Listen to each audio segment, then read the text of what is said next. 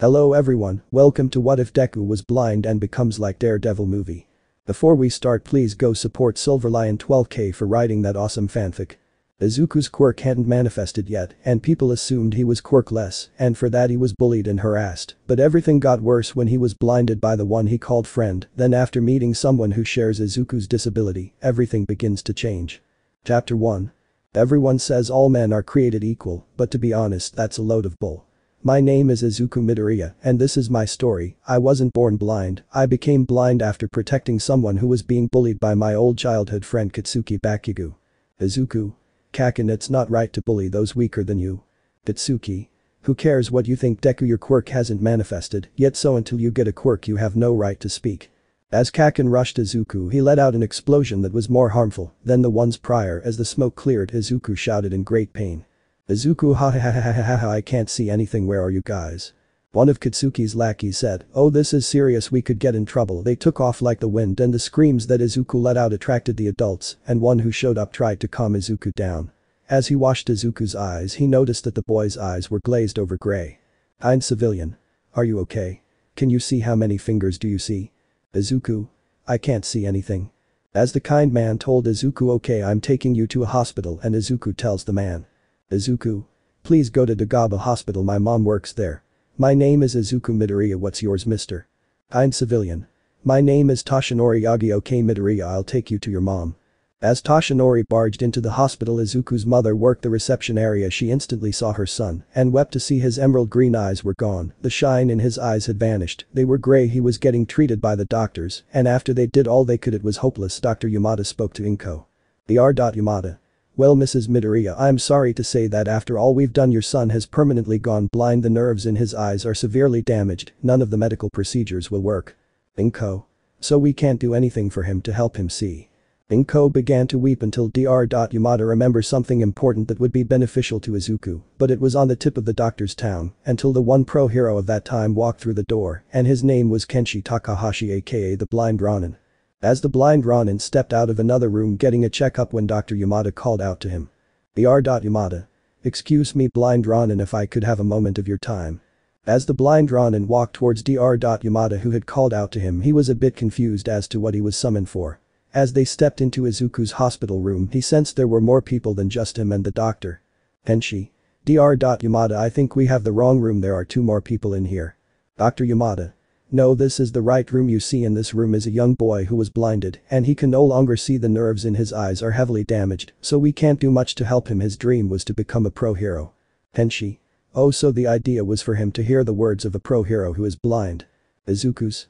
Excuse me, blind Ronin, I want to be a hero, but I'm not sure I can now since I'm blind. Kenshi.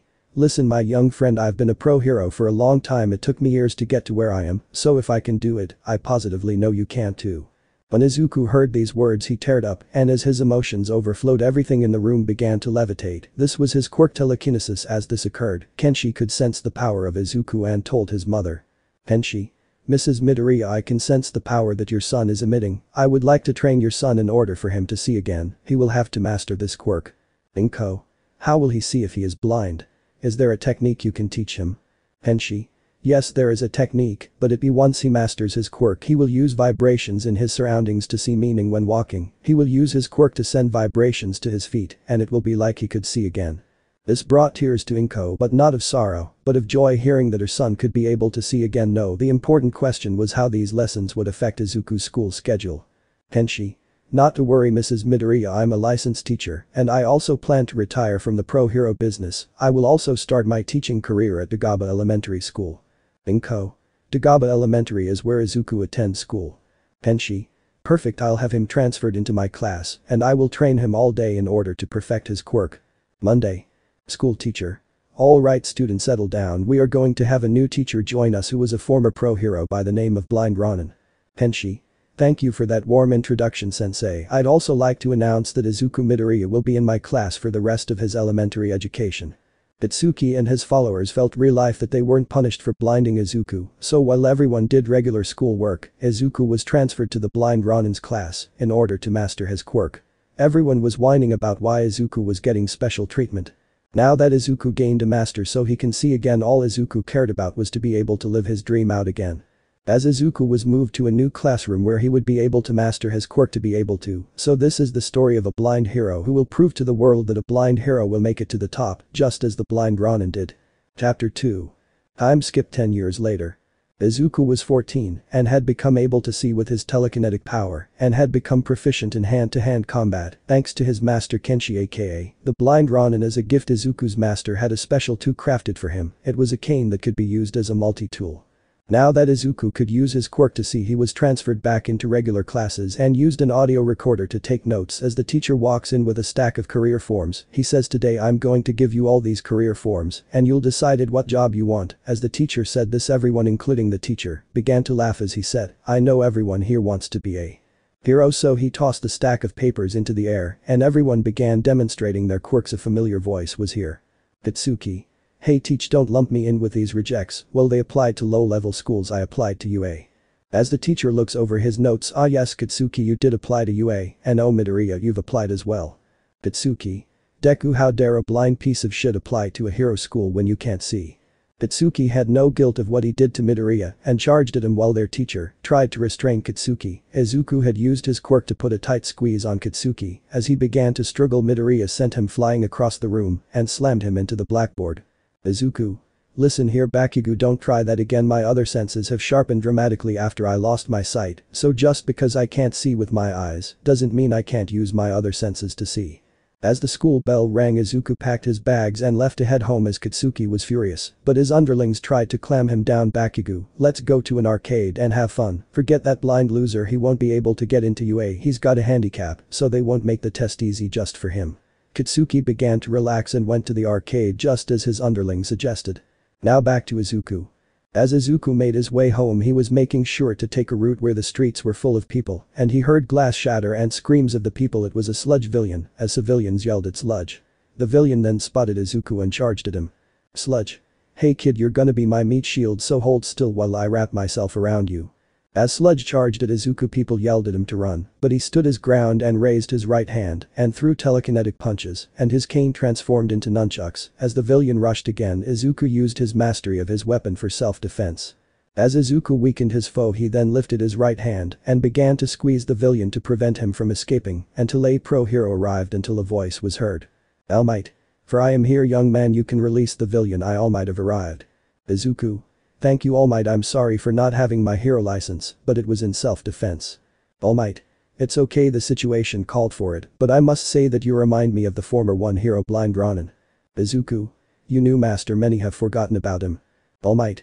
"Wait, is your name Izuku Midoriya by any chance?" Izuku. "Yes it is. Well, I'm sorry, but I must be on my way home." All Might's thoughts. "Well, I can't believe he took on a disciple. He always said that it wasn't necessary to have a sidekick apprentice." All Might. "Okay young man, get home safe." As Izuku left the presence of All Might, as he walked home and he entered his apartment and having his mother rush him with a hug. "Inko. My baby, are you okay? I saw the news, are you injured?" Izuku. "What did you see on the news?" Inko. "Don't play dumb, you stopped a villain and you're being called a hero." TV. Breaking news, the villain known as Sludge was robbing a convenience store when an unknown young man stopped him. "Wherever this green-haired hero is, we thank you." As the news broadcast ended, Izuku's mom was worried but had a sense of relief that her son was able to take care of himself. So as the night came in, Izuku thought that he'd need to train harder to get into UA. Next morning.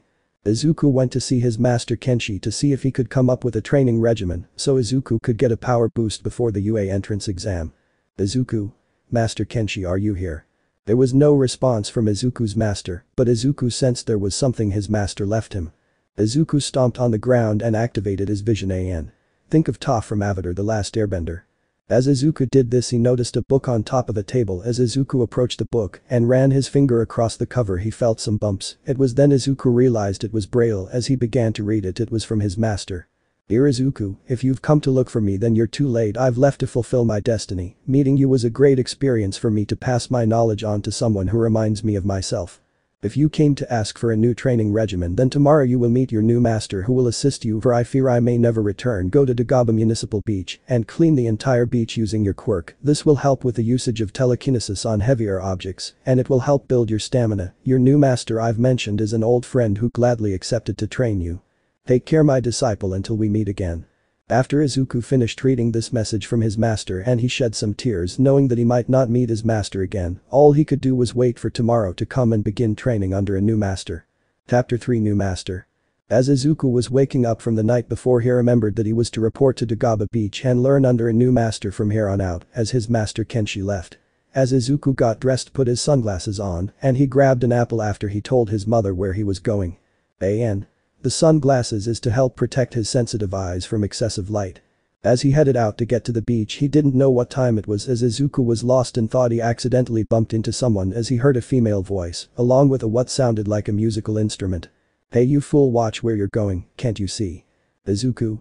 "Oh, I'm terribly sorry, I'm blind and was lost in thought." "Wait, you're blind? Sorry if I made that insensitive comment about not seeing." Izuku. "No, it's okay, I've dealt with comments like that ever since I went blind. On another note, miss, are you and your instrument okay?" "It's not miss, my name is Kayaka Jiro, and let me check if my guitar is okay." Izuku. "Sorry Jiro-san, if anything is damaged please allow me to pay for repairs." Jiro. "Well, the body and everything seem to be in great condition, so nothing is wrong." Izuku. "That's a relief, now what about you, are you hurt?" Jiro. "No, I'm fine, thanks for asking. What about you, why are you near the beach?" Izuku. "Well, I'm meeting my new master who's going to train me because I'm trying to get into UA." Jiro. "UA, are you serious? There has only been one pro hero who was blind and was able to stay at the top till he retired, and that was the blind Ronin." Izuku. "Wow, I'm impressed that you knew that my master was number one ever since All Might showed up, my master retired." Jiro. "You trained under the blind Ronin. You must be skilled in combat then." Izuku. "I'm not as good as my master, but I can handle myself. If you don't mind, would you kindly escort me to the beach, I can see through vibrations." "But it's had to see vibrations on sand." Jiro. "Of course, I'll gladly help you, I'd also like to apologize for being rude a bit earlier." Izuku. "It's fine, don't worry too much about it." Now as Izuku and the mystery girl now known as Jiro made their way to the sand, Izuku's ability to see through vibrations was going weak due to the instability of the sand. At this moment Izuku went into a state of battle meditation which sharpened his senses and made him able to use the vibration vision again, but he had to learn how to get accustomed to different ground surface areas because if he became a hero, villains could exploit that as a weakness. Jiro. "Ooh, Midoriya, what are you doing?"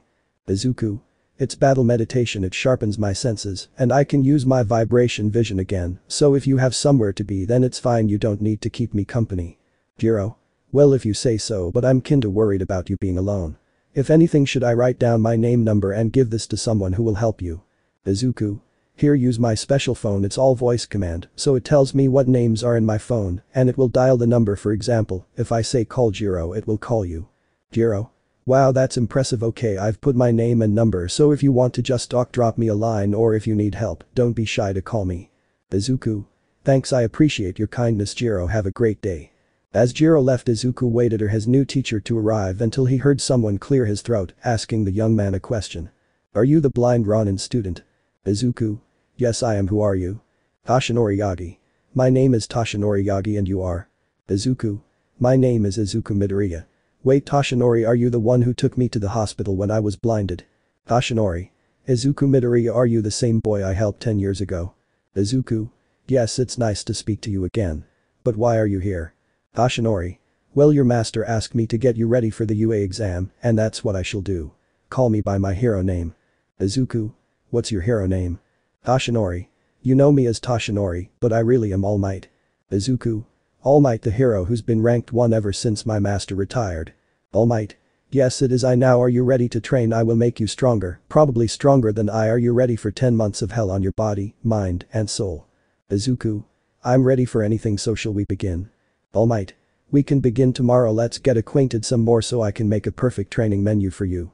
"Before I make the training menu, who was the cute girl with you earlier?" As Izuku's face grew a small blush. "I don't know who you're talking about, I was here alone." All Might. "Don't play dumb, I was here the whole time. I was going to talk to you, but then I saw a girl with you, so I sat and waited to see what you do. I also saw you gave her your number." Izuku. "She's someone I bumped into and my vision gets distorted on sand, so I had her help me to navigate my way on sand." All Might. "Okay, I believe you, so then you gave her your number." Izuku. "Actually, she gave me her number just in case I need help." All Might. "I think you have a shot with her." Izuku. "I mean, I'm blind and she probably already has a boyfriend. In another part of town." Jiro's thoughts. OMG, he was so cute and polite, I can't believe I gave him my number. Jiro was lost in thought as a voice called to her. She had a small blush on her face. It was none other than her friends Mina and Momo. Mina? Are you coming from the park where you play for the children? Jiro? Yeah, I am sorry if I'm a little later than usual. Momo? It's fine, Jiro, but why is it that you smell like salty air as if you're coming from the beach? Mina? OMG, did our little Jiro meet a boy? Jiro? Yes and no, I bumped into him and well, he had a problem, so I pointed him towards a beach and that's what happened. Momo? That's kind of you, Suo. Did you get his number? Jiro? No, I didn't. What do you think, this is some kind of romance story? Momo gave Mina a signal and she completely understood what she wanted her to do, so while catching Jiro off guard, Mina snatched Jiro's phone and tossed it to Mono, who began to look for a contact that she didn't recognize, so she began to scroll until she saw the name Izuku Midoriya with a smiley face included. Momo? This is he guy who you bumped into, I'm sure of it. We all have the same people in our contacts, but this is a name I don't recognize, so it has to be the mystery guy. Jiro began to blush as she couldn't admit to what Momo she said was true, so she passed the phone to Mina and told her to dial the number. As Jiro resisted, Mina began to dial. Chapter 4. Previously. Momo gave Mina a signal and she completely understood what she wanted her to do, so while catching Jiro off guard, Mina snatched Jiro's phone and tossed it to Mono, who began to look for a contact that she didn't recognize, so she began to scroll until she saw the name Izuku Midoriya with a smiley face included. Momo? This is he guy who you bumped into, I'm sure of it. We all have the same people in our contacts, but this is a name I don't recognize, so it has to be the mystery guy. Jiro began to blush as she couldn't admit to what Momo she said was true, so she passed the phone to Mina and told her to dial the number. As Jiro resisted, Mina began to dial. Chapter 4 begins. As Mina began to dial the number under the name Izuku Midoriya, she heard the phone ring once, twice, and then she heard a guy's voice. Izuku? Hey Jiro-san, what's up? Is something wrong? Silence was heard because his voice sounded suave and made Mina blush a violet color. Momo then snatched the phone from Mina to see why she blushed on, only to hear Izuku say. Izuku? I guess she butt dialed me. Only able to hear these words uttered, Momo also blushed as Izuku dropped the call, and both Mina and Momo told Jiro. Mina? Momo? Introduce the suave-voiced guy you're keeping to yourself. Jiro? I'm not keeping him to myself, I barely met the guy today, but if you want to meet him I'll see if we can all meet up. Let's check in on Izuku and Toshinori aka All Might. As both Izuku and Toshinori were discussing what methods would be effective to help Izuku gain more power before the UA exam, an electronic voice was heard. Incoming call from Kyoka Jiro. All Might. See, what did I tell you, she likes you. If she wasn't interested in you she wouldn't have called, but she's calling you so she's interested. Izuku. I don't know about that, she probably butt dialed me on accident. As Izuku picked up, he heard another voice that didn't belong to Jiro and heard the phone get taken, but he thought it probably was her just butt dialing him. All Might. Well, I can tell she's into you, she had this blush after she left.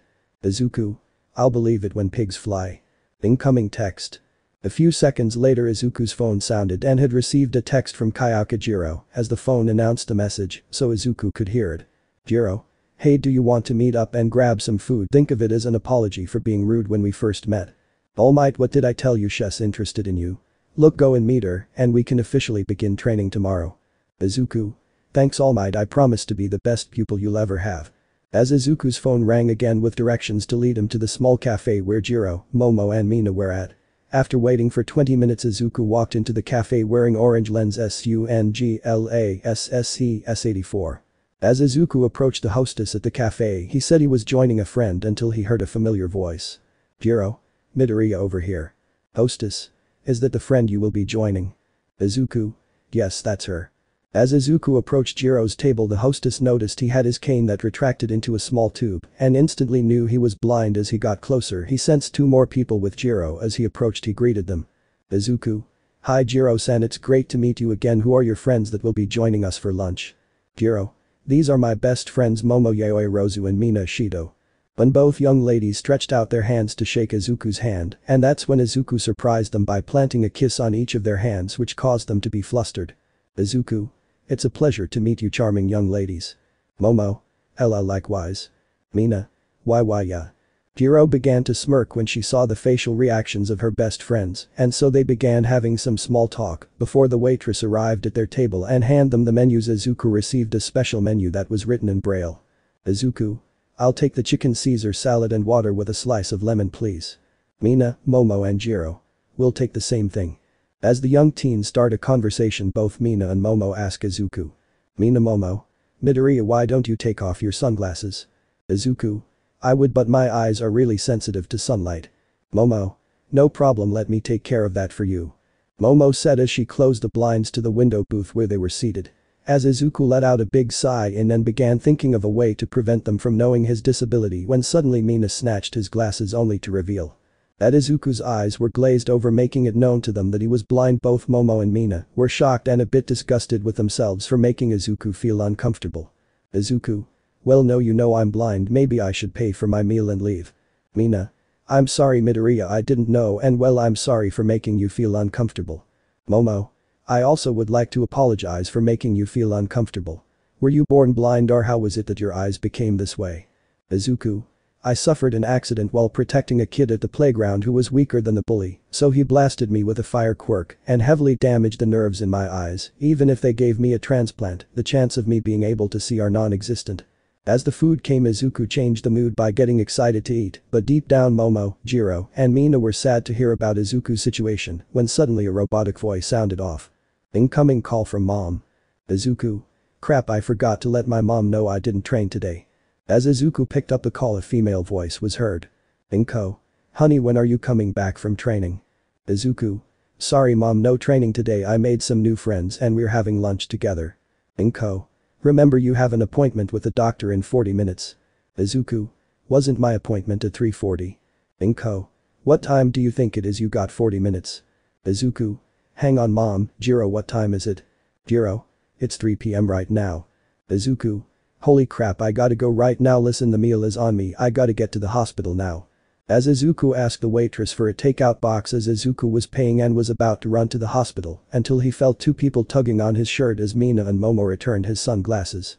Momo: listen Midoriya, thanks for paying for lunch, can I offer you a ride to the hospital? Izuku: you're welcome, I don't want to be a bother. Momo: I'm sure my driver won't have an issue if we take you to your appointment. Izuku: wait, your driver? What do you mean? Mina: oh, Momo is loaded, she belongs to the Yaoi Rozu family. Izuku: I'm so sorry if I showed any disrespect towards you, Ms. Yaoi Rozu. Momo began to chuckle and she called her driver to pick them up from the cafe. When he arrived, he pulled Momo to the side. Tsukawa: Madam Yaoi Rozu, who is this rough-looking gentleman with you? Momo: he's a friend, and do you think we can drop him off at his doctor appointment? Tsukawa: yes my lady, what hospital are we going to? Izuku: I need to go to Dagaba Municipal Hospital. As the drive went quickly, they arrived and Izuku said his thanks, but Izuku sensed Jiro get out of the car as she said goodbye to her friends and waved to them as she stood by Izuku. Izuku: why didn't you go with them? Weren't you having a good time? Jiro: I thought you could use the company. Izuku: okay, let me warn you right now, my mom works as a nurse here and when she sees you she might overreact, so be prepared. As the two young teens walked into the hospital, Jiro sees a woman with the same color hair as Izuku who was beautiful and slender. Inko spotted her son with this cute girl with him, her motherly instincts took over. Inko: my baby Izuku got a girlfriend. Izuku: no mom, she's the friend I was having lunch with. Inko: I'm sorry for the misunderstanding, I thought my son got a girlfriend. Jiro: oh, I'm sorry, we recently met and we had lunch, so the least I could do is escort him to the hospital. Inko: thank you, would you like to stay until his physical is finished? Jiro: sure, if it's not a problem. As the two teens walk into the doctor's office, Dr. Yamada greeted them both. Dr. Yamada: who is this lovely young lady? Izuku: she's my friend Kayaka Jiro. Dr. Yamada: I'm glad you're making friends, Izuku. Now if you please remove your shirt so we can attach probes to your chest to measure your heart rate and reflexes. As Izuku did as the doctor told him, he removed his shirt, and at that same moment, Jiro blushed at the sight of what she saw.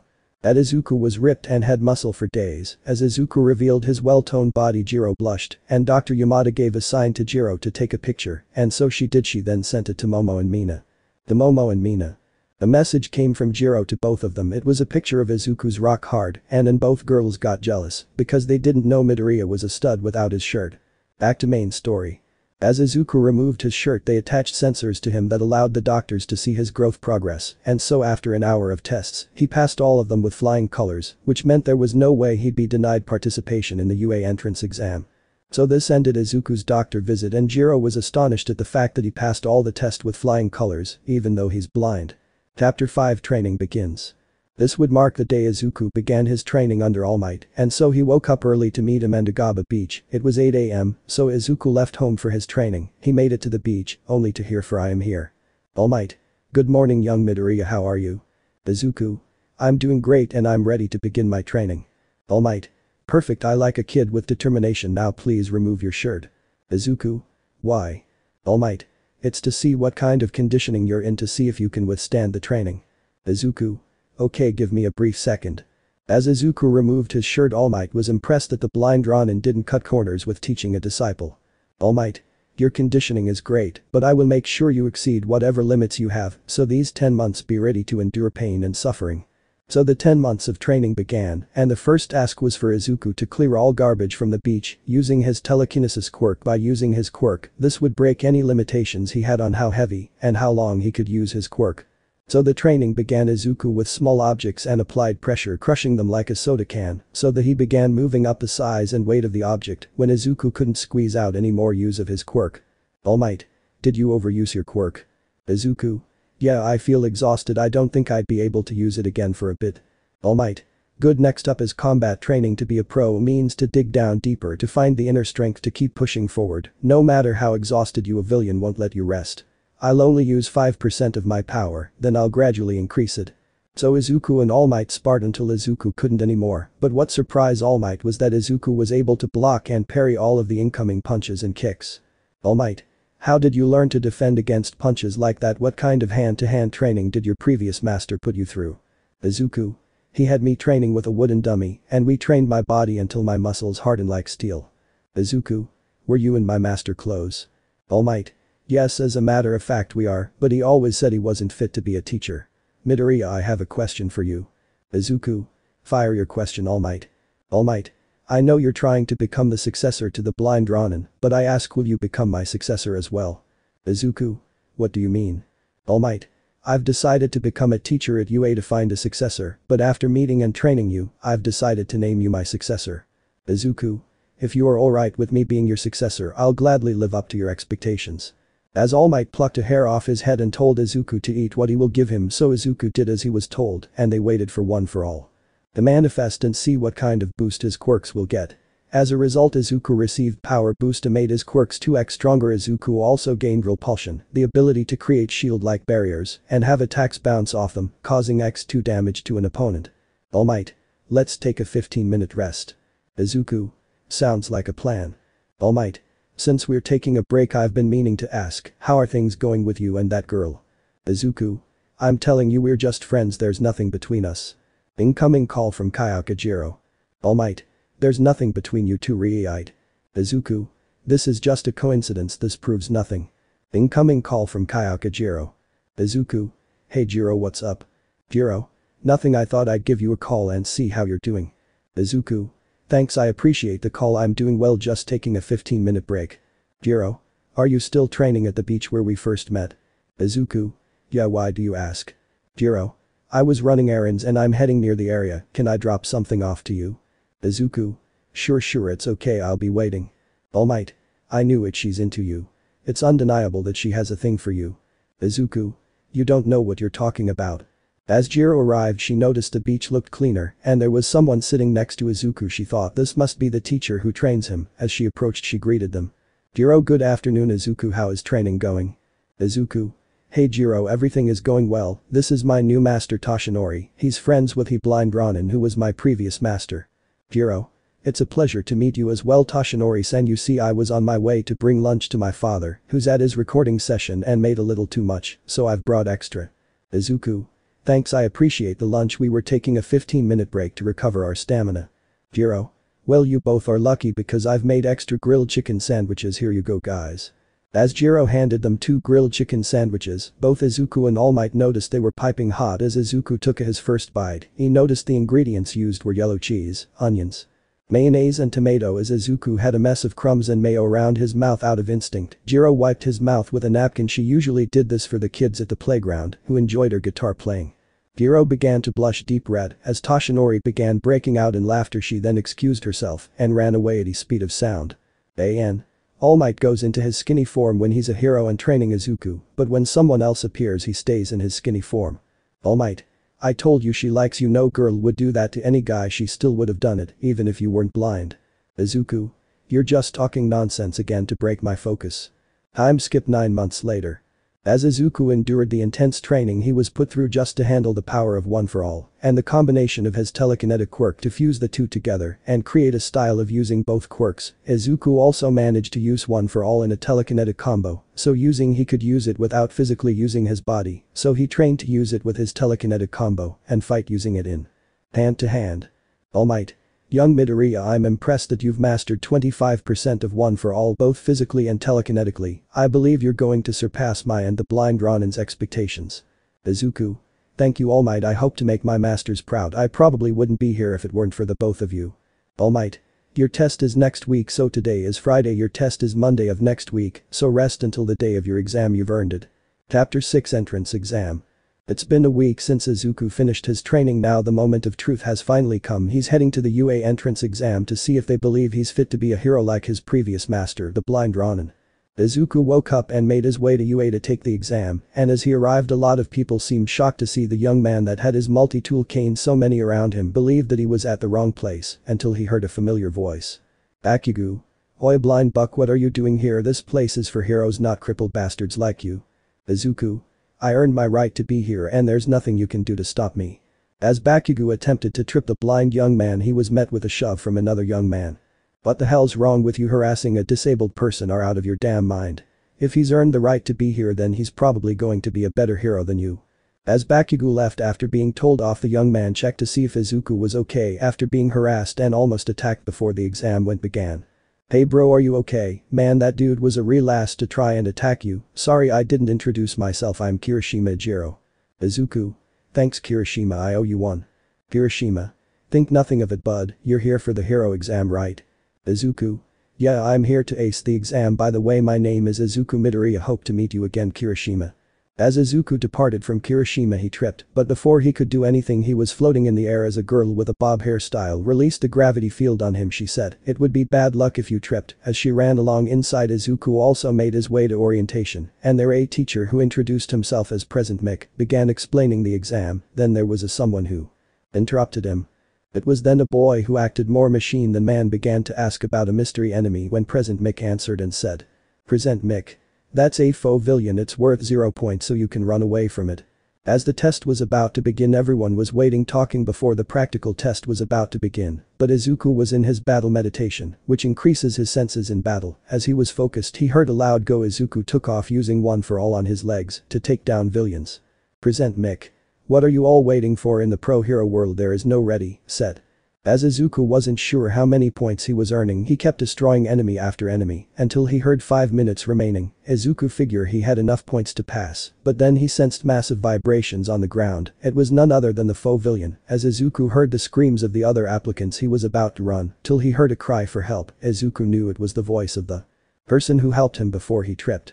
Izuku used his vibration vision and sensed a heavy object had trapped the girl's leg, so Izuku ran towards the cries for help, and before the faux villain was able to stomp on the girl, Ho was pinned. Izuku lifted his left arm, being able to telekinetically hold the giant robot foot from crushing the poor girl. As Izuku held the robot with his left arm, he used his right arm and lifted the debris from the girl in order to free her. Then he brought her to him by lifting her telekinetically and bringing her to his side. As she was cleared from danger, Izuku used his right arm for more power and applied pressure to the faux enemy and began to crush it telekinetically and flatten it like a soda can. As the enemy exploded, the teachers who observed the display of power couldn't believe what they had just witnessed. This boy had saved another examinee and destroyed a 0-pointer without any problem. As All Might was among the teachers, he spoke. All Might. You know, this young man is actually blind. Asawa. What? Nezu. What? Midnight. What? Nezu. Asawa, I'm putting this promising student in your class and no buys about it. Asawa. Yes Nezu, I understand. All Might. Did you know he's a disciple of the blind Ronin? Everyone. What? Nezu. Asawa, keep a special eye on him, he is a promising student. As the observers finished talking, the examinees stood in awe to see Midoriya annihilated the 0-pointer. As he asked the girl, "Are you okay?" She shook her head. As an elderly woman walked around asking the young teens if they were in need of medical treatment, Izuku picked up the girl bridal style and walked towards the elderly woman. Izuku. Excuse me, this young lady needs medical attention, I think her foot is broken. Recovery girl. My name's Recovery Girl and I help you youngsters out. As Recovery Girl puckered her lips and kissed the girl's forehead, her bone was completely healed. As Izuku put the girl down who was completely healed, she bowed to him showing him gratitude. Izuku. My name's Izuku Midoriya, I'm glad to have been of help. Ichako. My name's Uraraka Ichako. Thanks for helping me Midoriya-san. As the exam ended and everyone was walking home, Izuku felt a tap on his shoulder and was greeted by Kirishima with his signature. What's up Kirishima? Asked how Midoriya did on the test as they walked. Kirishima asked. Kirishima. So I don't mean to pry but what's up with the shades bro? Izuku. Oh my eyes are sensitive to sunlight so I gotta wear them in the sun and while I'm inside under fluorescent lights. Kirishima. Oh that why you're wearing them? Listen, me and some friends are going to grab something to eat right now. I was wondering if you'd like to join us. Izuku. Sure, if it's okay with you guys that I join in. Kirishima. Great, I'll call my friends and let them know I'm bringing a new friend. Chapter 7 New Friends. As Izuku and Kirishima were heading to the meeting spot that Kirishima and his friends agreed on. Before they got there, Kirishima was curious about Izuku on how he lost his sight but didn't want to be rude if he asked, so he left it alone. 5 minutes after they reached the meeting spot, Izuku heard a familiar voice. Jiro. Midoriya, what are you doing with Kirishima? Kirishima. You know Midoriya. Izuku. Jiro, you know Kirishima. Ichako. Midoriya, what are you doing here? As the familiar voice rung inside Izuku's ears, it was unmistakable that it was Uraraka Ichako, the girl he saved during the exam. As they sat down to order something to eat, they began talking about how they all know each other. For example, Uraraka and Jiro were childhood friends and they went to grade school with Kirishima and that's how the three knew each other. As far as how Izuku got acquainted with Kirishima was due to him saving Izuku from some asshole who disliked him. So as for introductions, they were not needed since the small group was already acquainted with one another. The food arrived at the table. Izuku got a chicken salad and what Uraraka was curious about was why Izuku was wearing his sunglasses inside. Ichako. Midoriya, why are you wearing your sunglasses inside? Izuku. My eyes are very sensitive to light and my eyes begin to hurt if my eyes are exposed to light for an extended amount of time. Kirishima. I was wondering the same thing when the guy who was going to attack you, he said. Blind buck, I didn't want to ask too much but if it's too personal you don't have to answer. Izuku. You see, I'm actually blind. When I was 4 years old I lost my sight and ever since then I've had to learn to see in a different way. I don't see with my eyes but with vibrations. As Izuku had removed his sunglasses, he showed Kirishima and Uraraka the damage towards his eyes and all they saw was his eyes glazed over as if he was dead. Both Kirishima and Uraraka are a bit shocked to see that a nice guy like Izuku could lose his sight. Uraraka. How did you lose your sight? Izuku. I was protecting a kid from a villain and he launched an explosion at my face, extremely damaging the nerves in my eyes. Kirishima. Can't you get a transplant? I mean, we have high-tech medical treatment procedures. Izuku. Doctors said that there's a 0.1% chance the operation will succeed, but I'd rather not go through with those odds. Both Uraraka and Kirishima were left speechless and the customers around them heard, but Izuku noticed how quiet it got as H stood in the whole cafe and bowed and said. Izuku. I'm sorry if I disturbed your meals. As the noise resumed, everyone couldn't help but feel sad for Midoriya who couldn't see anymore. It wasn't until Midoriya's phone sounded off. Incoming call from mom. Incoming call from mom. Inko. Hi honey, how was your exam? Izuku. It was fine, I feel like I did well. Inko. Where are you? You said you'd be home straight after the exam. Izuku. Sorry, I made some new friends during the exam and they invited me to eat with them, so we are eating right now. Inko. Okay honey, please be safe and I won't be coming home, I'm working a night shift at the hospital tonight. Izuku. Okay mom, be safe and I will see you tomorrow. Love you mom. As the call ended, Uraraka and Kirishima asked Midoriya if he was busy, maybe they could hang out and get to know him, so they asked. Uraraka. Are you busy after this Midoriya? Izuku. No, I'm not, I was probably going to go home and just listen to music while I work out. Kirishima. How about we go to karaoke? Izuku. I've never done that before, but I'm down for whatever. As the small group pays and leaves to do some karaoke, when Izuku heard another voice and one who irritated him the most, the voice of the villain who blinded him. Pitsuki. Oh, I blind buck, are you on a double date? Who in their right mind would date you? Izuku. I'm just out with some friends I've made during the entrance exam. Pitsuki. You have friends, hahaha, they're only around you because they feel sorry for you, blind ass. Kirishima. Hey Hitch, I don't appreciate the way you talking to my friend, do it again and I kick your ass. Izuku. Kirishima, thanks but I can handle this. Pitsuki. You handle me, I'll show you what true power is. As Katsuki charged at Izuku to try and attack him, Izuku already sensed the vibrations and was 5 moves ahead of Katsuki, so it didn't matter, Izuku would always have the upper hand and he didn't need to use his quirk, he only needed his hand-to-hand combat training. Within seconds Katsuki was knocked out cold and all bystanders were shocked to see this crazy guy attack a disabled person. After that display of combat power, Kirishima, Jiro and Ichako knew that even though he has a disability, he could handle himself a few seconds later. Incoming call from mom. Incoming call from mom. Izuku. Hello. Inko. Hi honey, did you finish eating? Izuku. Yeah mom, we finished eating, what's up? Inko. Well, they're having a double shift at the hospital and I forgot to bring my bag of extra clothes, could you swing by home and bring my bag to me? Izuku. Sure mom, I'll let my friends know, we'll do karaoke another day. Inko. There is a karaoke place near the hospital so you guys can still have fun. Izuku. Thanks mom, I'll swing by and drop your stuff off. As Izuku dropped the call, he told his friends that he'd have an errand to run, but also mentioned a karaoke bar close to where he'd have to complete his errand. Everyone was glad to make a detour, so as they arrived at Izuku's home, they saw he lived in an apartment complex. As the landlord saw Midoriya come home, she noticed he brought friends home. Landlord.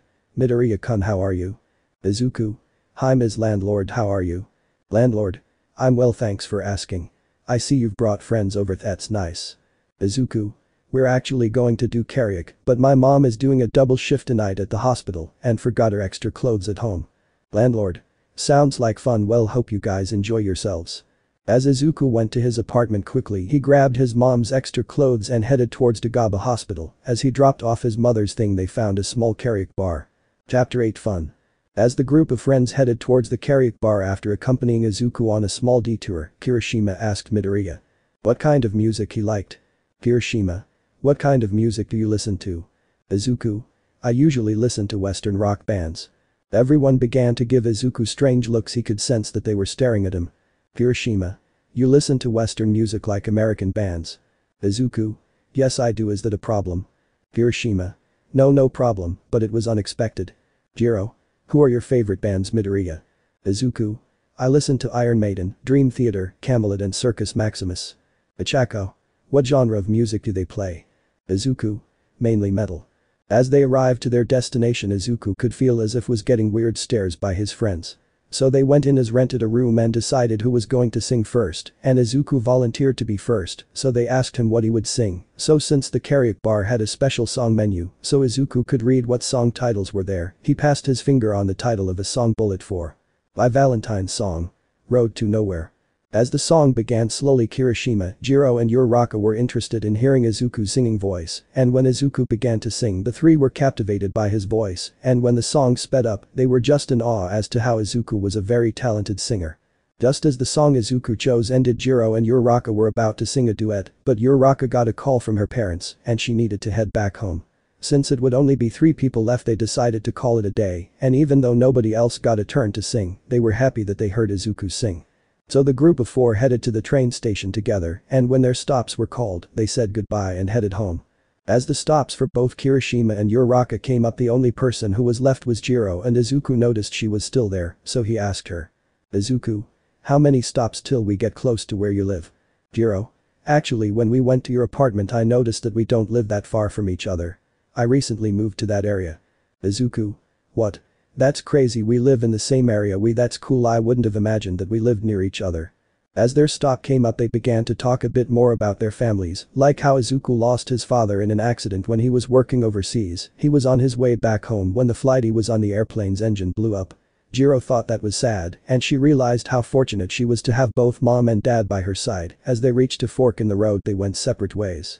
It would take 2 weeks for the results of the UA entrance exams to be released, so for the time being, Izuku kept working out and training his quirks to be on top of his game when suddenly he heard a knock at his door. As Izuku approached the door, he answered the buzzer. Izuku. Hello, who is it? All Might.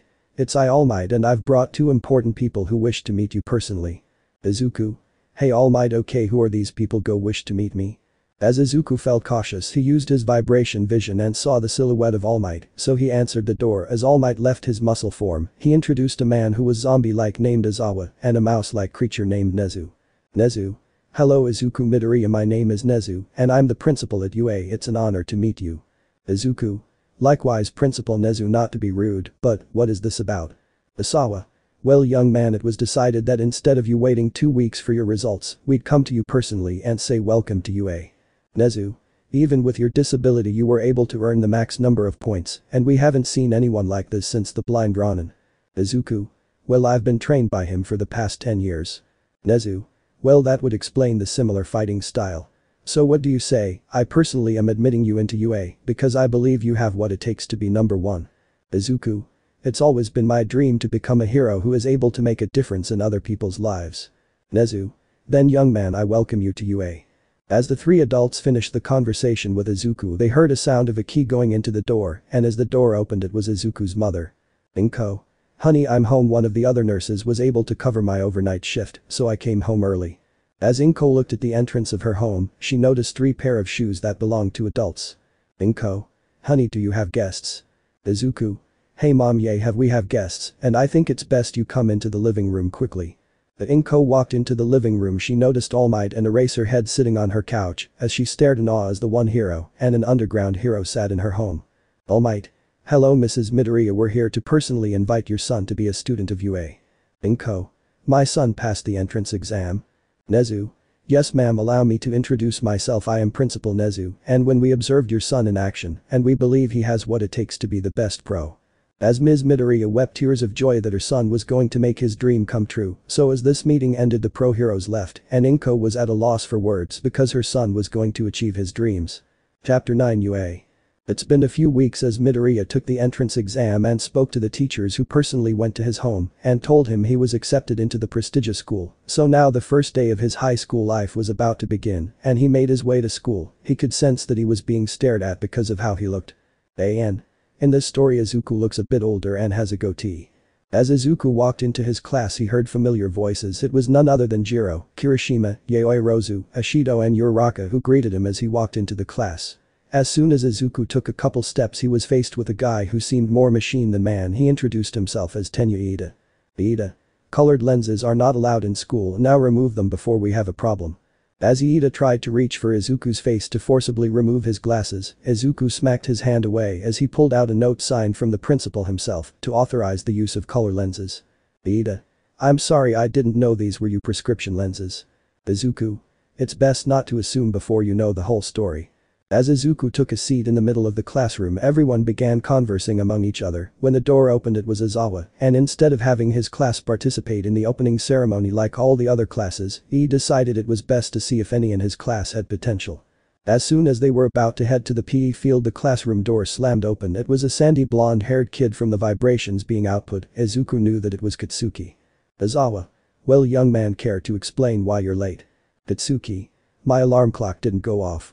The second Katsuki caught a glimpse at Izuku. He had become like a wild man and started swearing, so from that day on he was known as the unstable hothead. Katsuki. Oh, I blind hitch, how were you allowed to pass the entrance exam? Your crippled ass doesn't deserve to be here. I'm the one who's going to be the new one hero. As everyone in the class heard him call Izuku blind hitch, only Izawa and the rest of the teachers knew Izuku's condition.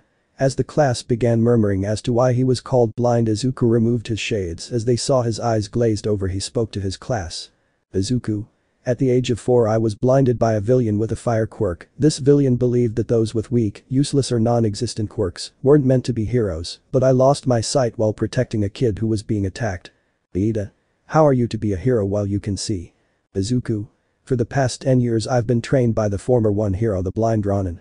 Due to his help I was able to see without using my eyes, and I've learned to adapt. The whole class fell silent and they did not pity Izuku, but they had respect for him to continue to follow his dream, even though he had a disability. Izawa began to wonder what if some of the students didn't believe Izuku had what it takes to be a hero, and so he spoke. Izawa. Well Mr. Bakugo, if you believe Midoriya isn't fit to be a hero, how about I propose a challenge? Izuku. What kind of challenge do you have in mind, sensei? Izawa. I propose all students of class 1 and 1B are to fight Midoriya to prove himself to be worthy of attending this school. As this challenge was brought before Izuku, many thought he would back down and go to a different high school, but he shocked everyone. Izuku. I accept the challenge, and I will prove everyone wrong that I am worthy of becoming a hero. Izawa had a small smirk and said, be ready after the opening ceremony, go to the PE field and prepared yourself for your trial. So class 1 had gone to the opening ceremony, but as it ended Izawa stepped up to the podium and announced the challenge for classes 1A and 1B, and Izawa called Midoriya to the stage and asked him to speak. Izuku. Hello classes 1 and 1B, my name is Izuku Midoriya. The challenge proclaimed by Izawa-sensei is to see if I'm worthy to become a hero with a major disability. I am blind, I haven't been able to see since I was 4. Now this challenge, which was proclaimed by Izawa-sensei, will begin during lunch and I'll be waiting on the PE field, so please nobody hold back and come at me full force. As Izuku walked off stage and headed towards the PE field while being escorted by Principal Nezu, but unknown to Principal Nezu, his emotions were being read by Izuku. Izuku. Principal Nezu, please relax yourself, I'll be okay, I've learned from the greatest heroes, I'll be okay. Nezu. How? Izuku. I read your emotions through my vibration vision, everyone gives off a different vibrations based on the emotions. Nezu. Is there anything you need before we begin this silly challenge? Izuku. I don't need anything, I've been using it in plain sight. This cane I use was made by the blind Ronin and it becomes a staff, twin clubs and nunchucks, so I'll be okay. The moment of truth was about to begin and Izuku sat in the middle of the field in a lotus position, meditating, sharpening his senses, waiting for the 2 classes to arrive. As he waited he remembered the words of his master. Izuku's mind Kenshi. Izuku, remember when facing a dangerous situation such as fighting multiple opponents, remain calm and relax and focus, if you let your mind get clouded, it will be death. Chapter 10 The Trial. As Izuku Midoriya continued meditating on the PE field, he felt a rumble of footsteps as both classes 1A and 1B have stepped on the field. Izuku felt like he was going up against the army of 300. As Izuku's meditation was about to wrap up, he heard his master's words echo in his head one last time. Kenshi. Izuku, remember when facing a dangerous situation such as fighting multiple opponents, remain calm and relax and focus, if you let your mind get clouded, it will be death. As everyone had began to stare at Izuku, he slowly stood up and transformed his walking tool into a small staff. As the ground on which they stood upon began to rumble, Izuku knew that his charge had begun. As 10 people from the army charged at Izuku, he completely dominated the 10 who rushed him, and this is where his instincts took over. He grabbed his staff and dove straight into the mixed classes of 1 and 1B. As Izuku dove into the crowd he began kicking ass, and everyone around him was shocked that he was combat proficient. This made both classes try harder to beat Izuku, as Izuku felt the ground rumble. Izuku was jumping backward, and as he was able to avoid the attack, as Izuku collected his footing and he felt cold, he noticed that someone uses an ice quirk. All of class 1B was frozen, and class 1A was left. Izuku used his vibration vision and sensed where they were. He also heard the sound of an engine. As he pinpointed the location of the sound, Izuku lifted his arms up and trapped everyone in a telekinetic grip. As Izuku did this, he activated one for all at 2%. As he slammed his hand downward, the other students groaned in pain. The trial was over, but Kitsuki, being a hitch, got a cheap shot and blasted Izuku's back with an explosion at full power. But the moment the explosion almost made contact with Izuku, it was blocked by the repulsion quirk that manifested when one for all and his telekinetic quirk got used. As it bounced off of Izuku, it went straight back to Kitsuki, who was blasted by his own power multiplied by 2. As everyone witnessed this, they all began to think that Izuku had what it takes to be a pro, as Izawa had called this challenge. The few students that rushed to see if he was okay were Kirishima, Jiro, Achako, Mina and Yaoi Rozu. These were his first friends. As they helped him up, they escorted him to the nurse's office. Kirishima. Midoriya, bro, you are awesome, I didn't know you had this kind of talent. Mina. You were amazing, I just couldn't move because I was amazed at your dodging. Yaoi Rozu. A job well done, you've proven yourself to be worthy of being in the hero course. Jiro. You okay, just take it easy and try to move slowly, your body was put through a lot. Before they got any further, they heard that Izawa had an announcement to make, and he said to the classes of both 1 and 1B, but they thought out class 1B so they could hear this message. Izawa. Classes, may I have your attention please? These are some words I'd like to share with you. Always remember, never underestimate your opponent, no matter how the appearance is. Never assume you've won the battle. Overconfidence will be your downfall. Midoriya, you know these words to be true, correct? Izuku. Yes, this was the same saying the blind Ronin would always tell me. Izawa. Well then, being trained by the former one hero has its perks. Now take the syllabus and read it so you know what to expect in my class. Midoriya, I have an audio version for you on this flash drive, now you may head to the nurse's office. As all the students who saw the disabled young man being escorted to the nurse's office, they couldn't believe that they had gotten their asses kicked by him. After hearing the quote that Izawa-sensei said, they all gained some knowledge to never forget. As the group who escorted Izuku to the nurse's office, the one who seemed most worried was Jiro. The others were all thinking the same thing, that she was developing feelings for him. She was too proud to admit it. As they reached the nurse's office, Recovery Girl had noticed it was fatigue and a few brussies. She gave Izuku a kiss on the forehead and he felt as good as new and was dismissed immediately. As the small group that consisted of Jiro, Kirishima, Achako, Ashido and Yayoi Rozu left the school, Yayoi Rozu was picked up by her personal driver. She offered everyone a ride home. Kirishima, Ashido and Achako lived a bit far, so they got a ride home. Izuku and Jiro lived close to each other, so they decided to ride the train home together. Izuku. Hey Jiro, did I hurt you during the time I grabbed everyone with my telekinetic slam? Jiro. It hurt a bit, but don't worry, I'm okay, but I didn't know you had that kind of power. Izuku. That wasn't my full power, that was 2% of what I can really do. As Jiro looked dumbfounded that Izuku had more power, she couldn't believe it. As they got in the train, they were 3 stops from home, so the rest of the train ride was in silence. They got off their stop and headed for home. As the two came to a crossroads, they went home until Jiro ran to Izuku and asked him. Jiro. Midoriya, do you want to hang out tomorrow after school? Izuku. Sure, let's hang out tomorrow, just the two of us, right? Jiro. Sure, it's a date. At that moment Jiro caught a word date slip from her lips and she ran all the way home. As Izuku processed the word date and he grew a deep red blush. As he got closer to home, he walked inside to hear his mother in the kitchen and he asked her. Izuku. Mom, you're home early, what's the occasion? Inko. Honey, are you okay, your face is red. I'm home because I have some vacation time. Izuku. It looks like I got a date tomorrow. This made Inko faint from excitement and she was happy that Izuku was going out with a girl. Chapter 11, Heroes vs Villains. The next day, as Izuku walked to school and walked into the hallways, and he heard the murmuring from the other students. The things said were he's the disabled student who held his own against classes 1 and 1B. As Izuku walked near his classroom, he was greeted by Kirishima. Kirishima. Hey Midoriya, man, you really kicked out asses yesterday. Izuku. Hey Kirishima, sorry, but it was a challenge that Izawa declared on his own. Kirishima. Let's get into class before it gets later and we get in trouble. Izuku. Yeah, let's go in before we get a tardy. As the students walked into class, they began to wonder what they would do next since the proclamation of Izawa's challenge was made yesterday. As Izawa walked in the classroom. Izawa. Alright students, settle down, we will have 2 special heroes joining us for this lesson. As the class began murmuring with excitement as to how we'll be joining them, and they heard a voice boom. All Might.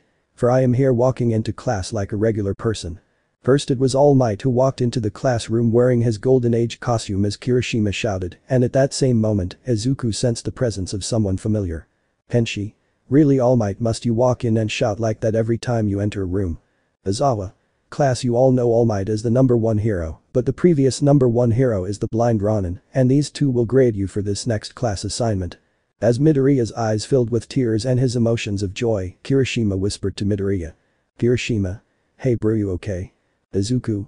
Why yeah, I can't believe my master is in this room. Kirishima, why it. As Kirishima made this loud expression that caught everyone's attention, and Izawa asked what the commotion was about until he remembered what he was told during the entrance ceremony. Izawa. Midoriya, I'm sure you're the happiest right now to be able to sense the presence of the man who trained you. Kenshi. Did you say Midoriya was here? Izuku. How have you been, master? I hope you're well. As Kenshi followed the voice that belonged to Izuku, his eyes filled with tears, and when he got closer and used vibration vision to see the development of his disciple, and he hugged him. Kenshi. I'm sorry I couldn't complete your training and I left without saying goodbye. Izuku. It's alright master, I had help and I've made great allies. Kenshi. I can sense the power you're emitting has gone to another level since I last saw you. All Might. Well Kenshi, you did ask I train him in your place, and I kept my promise. As the whole class erupted in confusion as to how Izuku received training from the former 1 hero and the current 1 hero, Izawa had silenced the whole class and made an announcement. Izawa. We will be having a heroes versus villains battle. The class will be divided into hero teams and villain teams. All of you submitted hero costume designs, so grab the case with your seat number. Kenshi. Izuku, I have a special costume for you. All Might had designed this, so it's a gift from both of us. As everyone changed, they all waited for Izuku and were asking what kind of costume he'd have that was made by 2 heroes. As they heard footsteps approaching, they turned around to see Izuku. Everyone looked at Izuku dressed like a badass and he received compliments, even though he couldn't see what he looked like. The suit he wore felt flexible, and so All Might announced the teams all will be canon, but I'm making a change. Team A will consist of Izuku, Midoriya, and Kayaka Jiro. Team D will consist of Katsuki, Bakugo and Tenya Ida. Heroes, you will have 15 minutes to form a strategy to either capture the villains or tag the weapon they are guarding. Jiro. Do you have a plan of attack or any specific strategy? Izuku. Yeah, I have a couple ideas. Izuku said this in his battle meditation, and while using vibration vision, he could see the layout of the hideout and noticed something on the 5th floor. Izuku. Jiro, I'm going to lift you with my telekinesis to the 5th floor, so let me know if you see them there. As Izuku did that, she slowly ascended to the 5th floor window and saw he was right on the money, and so he asked her if the window could be opened, but for some weird reason they could be opened. The plan was coming together nicely. As he gently brought her down, they formed a solid plan. Izuku. I want you to go through that window and incapacitate Iida with your sound quirk. Is there a way to make the frequency higher? Jiro. Yeah, I can make it a bit higher so I can tag the bomb and we can easily win. In the observation room. Tenshi. All Might, I hope you will give me the play-by-play. All Might. Of course I will, old friend. Tenshi. On a scale of novice to master, where would you rank Midoriya? All Might. I'd say he's ready to take the mid-apprentice step. Tenshi. I see he's grown powerful in my absence. All Might. 3, 2, 1, let the simulation begin.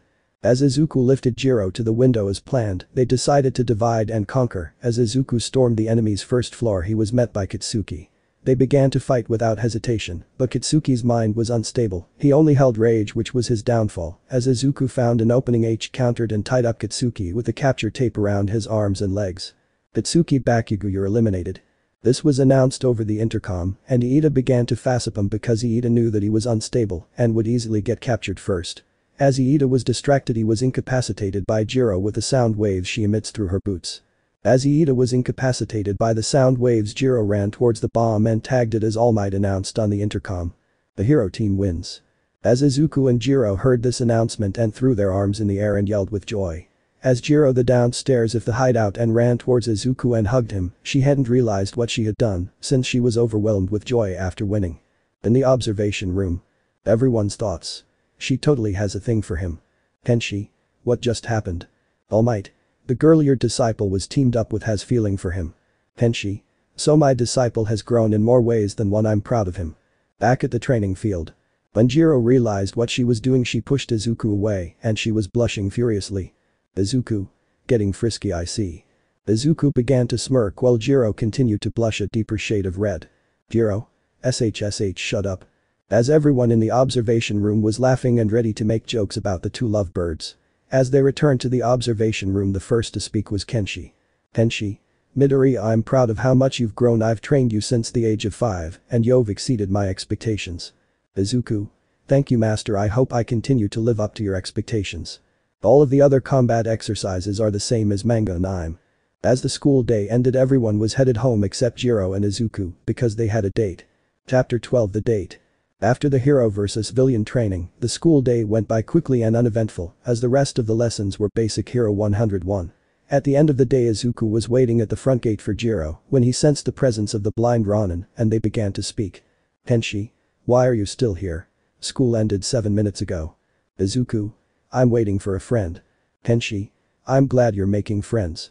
Listen, I'd like to apologize for leaving out of the blue. Izuku. It's okay, you had things that needed to be taken care of. As Kenshi was about to explain the rest of the situation about why he left, he and Izuku sensed the presence of someone approaching. Jiro. Hi Midoriya, are you ready? Izuku. Yeah, let's go, I know a nice place to eat. Kenshi. You've got a date, well don't let me keep you. As Kenshi left them alone, Jiro began to blush like crazy, and so both Izuku and Jiro left. They went to the diner where he met Mina and Momo. As they enjoyed the meal, Jiro asked if he could go to the park. Izuku. Is there any special reason why you want to go to the park? Jiro. Well, after school I go to the park nearby and play guitar for the kids there. As the two made their way to the park, they saw a group of kids, and when they saw Jiro, they all became happier. As the kids saw Izuku, they asked Jiro. Kids. Nana, Jiro Wani-chan, is that your boyfriend? Jiro began to blush like crazy and she said no, but Izuku could sense Jiro's emotions through vibrations, and Jiro asked the kids if they wanted to hear her sing, but it had gotten late and the kids had to go home before it got later, and it was just Izuku and Jiro at the park together, and Izuku spoke and it surprised Jiro. Izuku. Jiro, any reason why you wanted to come to the park? Jiro. Well, I wanted to come here because the environment at night is beautiful. Izuku.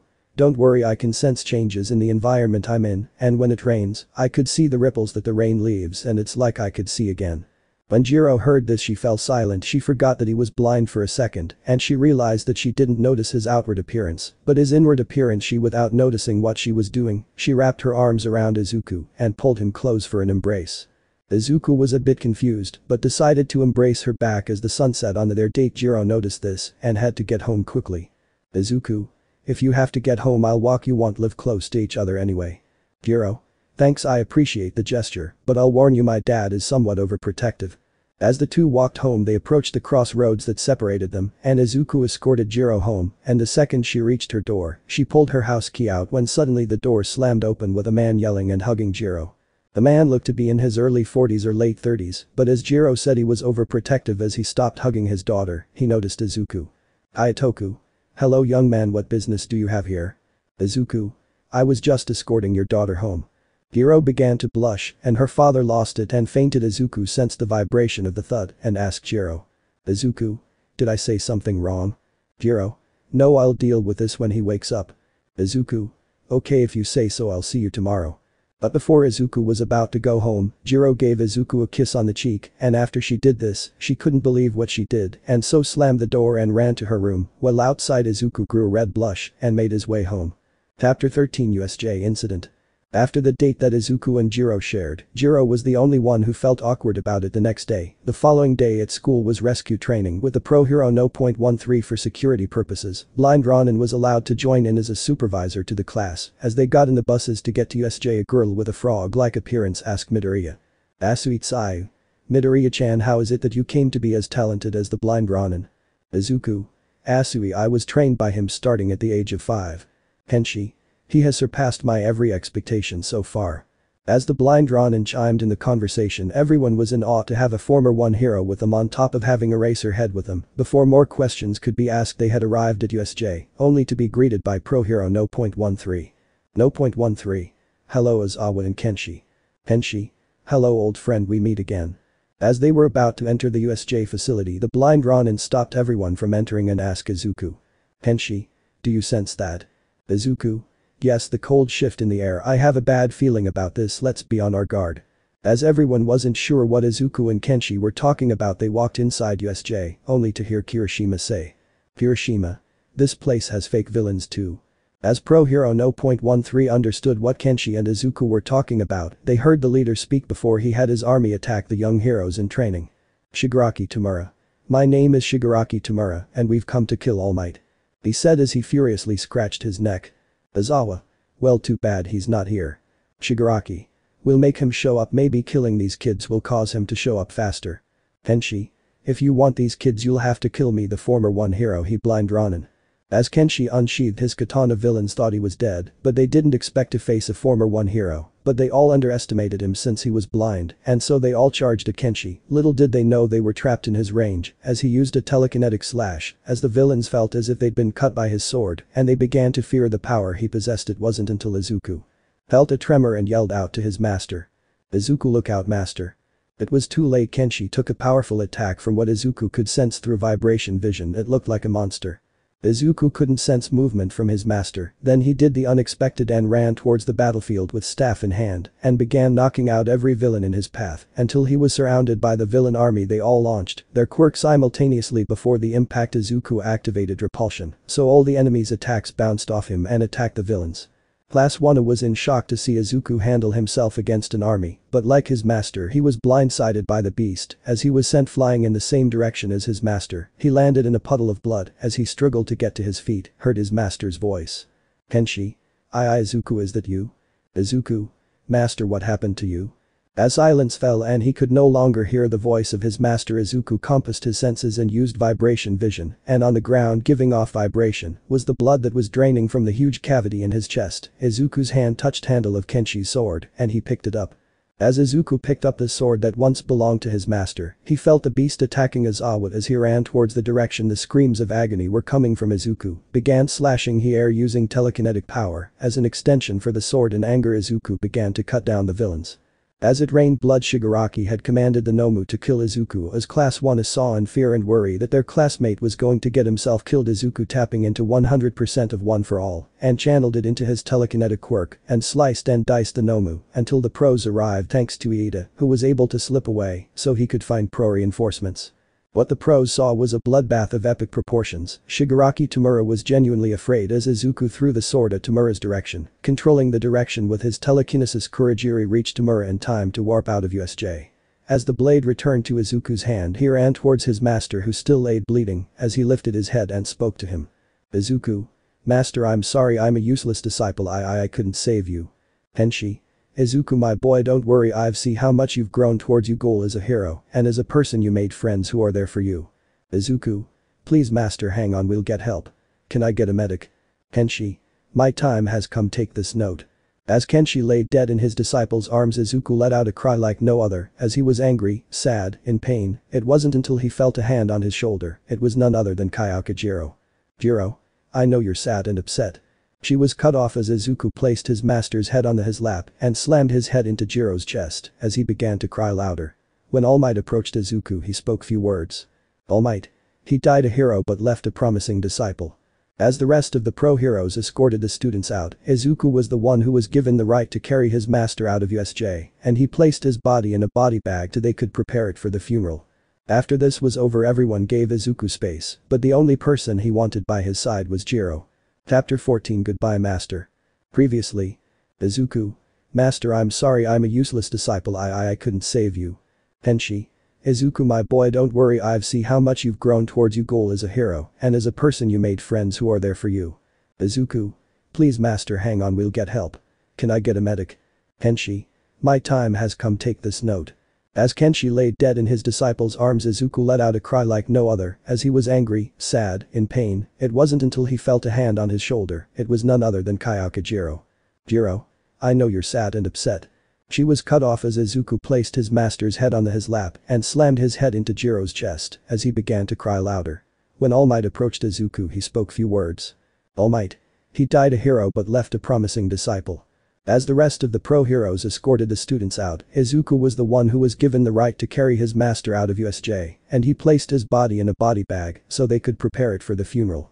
After this was over, everyone gave Izuku space, but the only person he wanted by his side was Jiro. Chapter 14 begins. As Jiro stayed with Izuku after all students were escorted home, Jiro asked Izuku. Jiro. Is there somewhere you want to go so we can talk?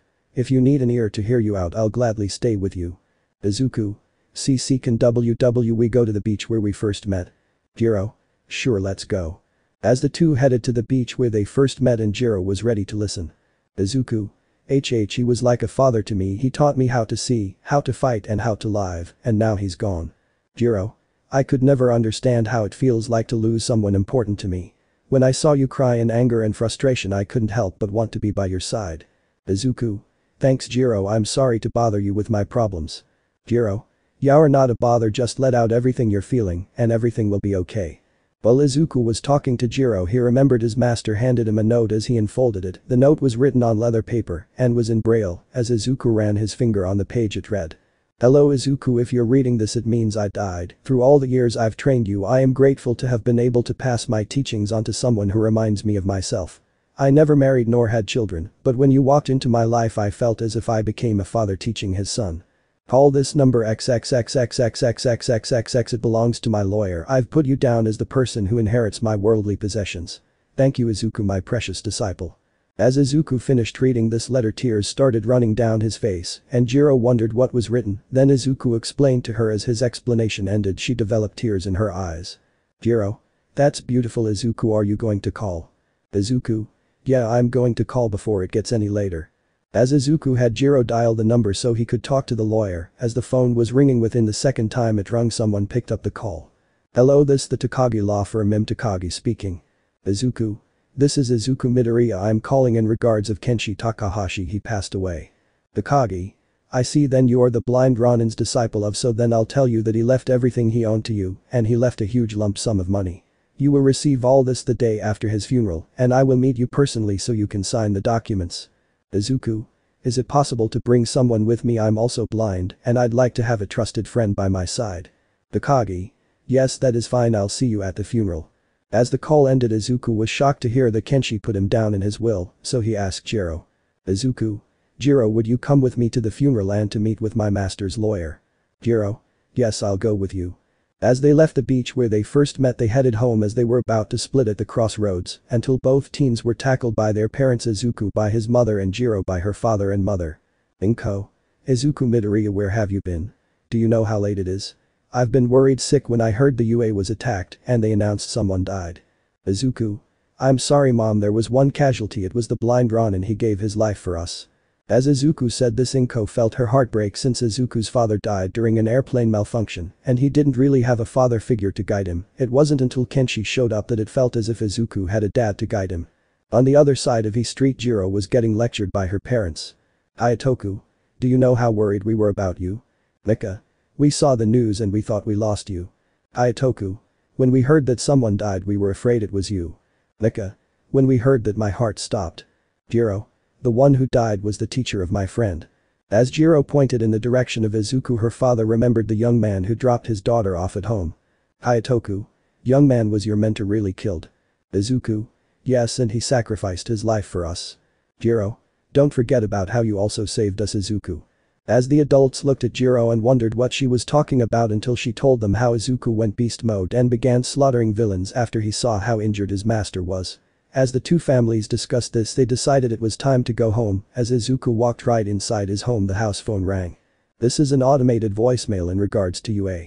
Hello Izuku Midoriya, it's Principal Nezu, we're calling to inform you that classes are cancelled for 2 weeks and 2 days. The funeral for the blind Ronin will take place 2 days later. As it was time for the funeral, Jiro meets up with Izuku and head towards the funeral home. As the funeral proceeded as planned, All Might was about to make a speech. All Might. I was close friends with a blind Ronin and he always said he'd never take on a disciple, but he did and he sits among us today. As the pro heroes who attended this service were shocked that their former colleague took on a disciple. All Might. Izuku Midoriya, will you please come to the podium and speak a few words? As Izuku walked towards the podium ready to speak. Izuku. Hello everyone, my name is Izuku Midoriya and I was the disciple who was trained under the blind Ronin, and he wasn't just my master, he was like a father to me. He entrusted me to carry his legacy and I won't fail him. As the funeral ended, Izuku approached Takagi, the lawyer of Kenshi, with Jiro at his side. The discussion about the inheritance Izuku would receive had gone smoothly and the next day he could inspect the property left to him by his master. Chapter 15, Inheritance and Beginning of UA Sports Festival. As the funeral for Kenshi ended, many of the attending heroes were greatly in sorrow, weeping for the death of a courageous hero. Now Izuku was about to speak to Kenshi's lawyer, who had told him that he was going to inherit everything Kenshi had in this world. Kayaka Jiro was with Izuku, making sure he wasn't going to get cheated from this guy. The talking went on, and it was revealed that Kenshi was extremely wealthy since he owned property and invested in companies, so all the share of money that belonged to him now belongs to Izuku until the day he dies. Izuku was overcome with tears that his master had left him a lot, even though they weren't related by blood. Before Izuku made his signature, Jiro double-checked the documents to make sure Izuku wasn't going to get cheated. After some time, Jiro finished checking the documents and everything was in the clear. Jiro told Izuku that it was okay to sign, and so he did. After all that process was completed, the two teens headed home. Jiro broke the silence. Jiro. Izuku, how are you feeling right now? Izuku. I'm hanging on. I never thought that I would lose him early in my life. I kinda hope that he would keep training me until I've made it to the top. Jiro. Hey, make sure you smile and keep moving forward. Do you think your master would be happy knowing that you're sad? Keep his memory alive by continuing to get stronger and aim for the top. Izuku. Jiro, I'm glad we met and I hope we keep being friends. Jiro. I feel the same way. On the inside, Jiro felt kind of crushed. She didn't know why, but she probably began to develop feelings for Izuku. As the train announced the arrival of their station, they walked home and rested because it was back to school again the next day. The next day. As Izuku walked into class, everyone was wondering how he was doing since the passing of his master, but they gave him some space. As Izawa walked into the classroom, he had a special announcement to make. Izawa. Alright class, I know it's only been a few days since the USJ attack, but as heroes you need to learn that we don't have time to rest. In 2 weeks we will be hosting the UA Sports Festival. This is where you show everyone what you're made of. Everyone was hyped because it gave them a chance to show off for pro heroes and possibly earn job positions for the future. Izawa forgot to mention something very important as well. Izawa. I also forgot to mention Izuku Midoriya, you will be the freshman rep this year. Everyone was shocked. Izuku was confused. Katsuki was angry and began to throw a tantrum. Katsuki. How did the blind hitch get my spot for freshman rep? Izawa. Well, Mr. Impatient, he was granted this role by his actions during the USJ incident. At this time Bakugo charged Izuku. Izawa had dry eye, so he couldn't use his quirk at the moment, but Izuku stopped him with a telekinetic grip and launched him to the blackboard, and he told Bakugo. Izuku. You're predictable, you use the same moves. Control that anger or else the darkness will invade you and you'll head down the villain's path. Katsuki. Reahahaha.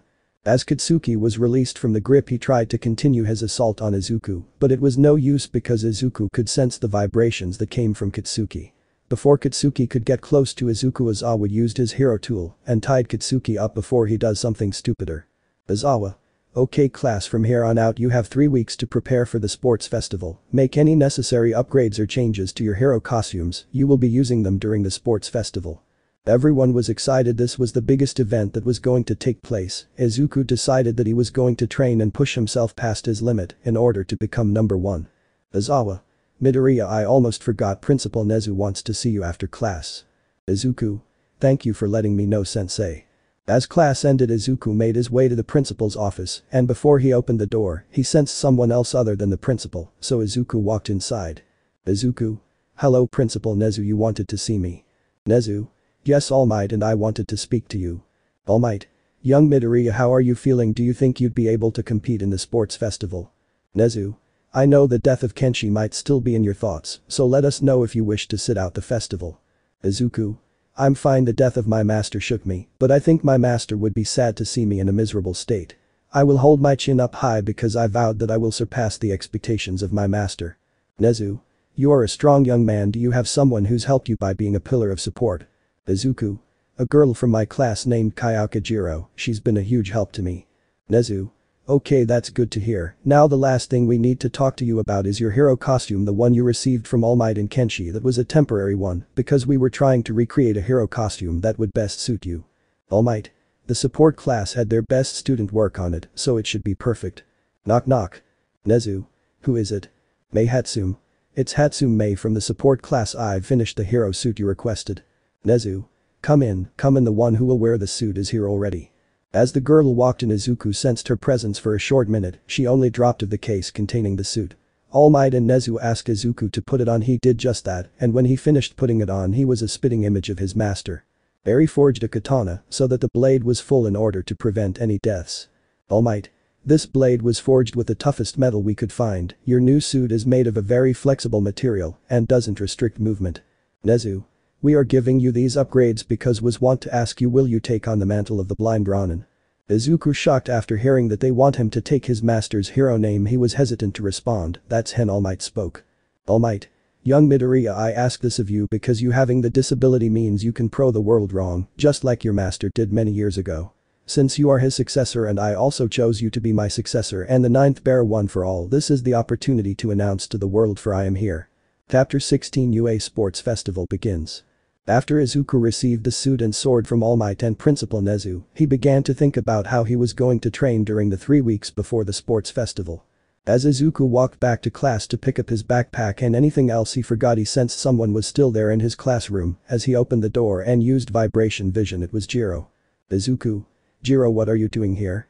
I thought you were going to head home first. Jiro. I was waiting for you, I thought you'd want some company on your way home. Izuku. Thanks, I appreciate it, then let's go home then. As Izuku and Jiro went home together, Izuku was lost in thought about how to train himself for 3 weeks, and Jiro broke Izuku's concentration as she spoke. Jiro. Hey Izuku. Izuku. Yeah, what's up? Jiro. Is it possible if R can teach me hand-to-hand combat? Izuku. Yeah, I can teach you, but why he sudden interest? Jiro. Well, I want to learn because maybe I won't have to depend on using my quirk all the time. Izuku. Okay, I'll teach you what I know. Jiro. Thanks, I appreciate it. After saying this, she gave him a big hug without realizing it, and when she finally noticed what she was doing, she looked at Izuku and he said this. Izuku. Seems like you're getting friskier than last time. Jiro had a very deep red blush and ran all the way home without looking back. Izuku then shouted, catch you tomorrow. When Jiro got home, she opened her cell and texted Momo to see what she was feeling. Jiro. Hey Momo, do you have a sec to talk? Momo. Jiro-chan, what's up? I'm not busy, is something wrong? Jiro. Is it normal to feel like you avenue butterflies in your stomach when you're around a specific person? Momo. Let me guess you feel that way when Midoriya is around. Jiro. How did you know? Momo. Everyone in class and even the teachers know you have a thing for Midoriya. Do you only like him out of pity because he's blind or do you genuinely like him for who he is? Jiro. To be honest, I like him. I don't care if he can't see. I admire his persistence to following the footsteps of his master. Momo, if you like him, tell him already or else you'll miss your chance. Jiro. I'll tell him after the sports festival. As Momo and Jiro dropped the conversation, Jiro only thought about what Izuku would say to her liking him. Until she received a call. Incoming call from Izuku. Izuku. Hey Jiro, sorry to bother you, but I wanted to let you know that training begins at 7:30 sharp. Jiro. Okay, where do I meet you? Izuku. Meet me at the beach where we first met. Time skip 3 weeks. After Izuku had trained Jiro in hand-to-hand combat, he also was able to brush up on the basics, so everyone wore their hero suits, and Izuku used a hero suit and sword he was given, see the pics above. As everyone walked into the arena, Izuku was the last to leave, and the moment he stepped onto the field the crowd went wild. He heard the people say. Crowd. The blind Ronin is back from the dead. Since Izuku was the freshman representative for his year and he was a spitting image of his master, so he walked to the podium. The arena fell silent. Izuku.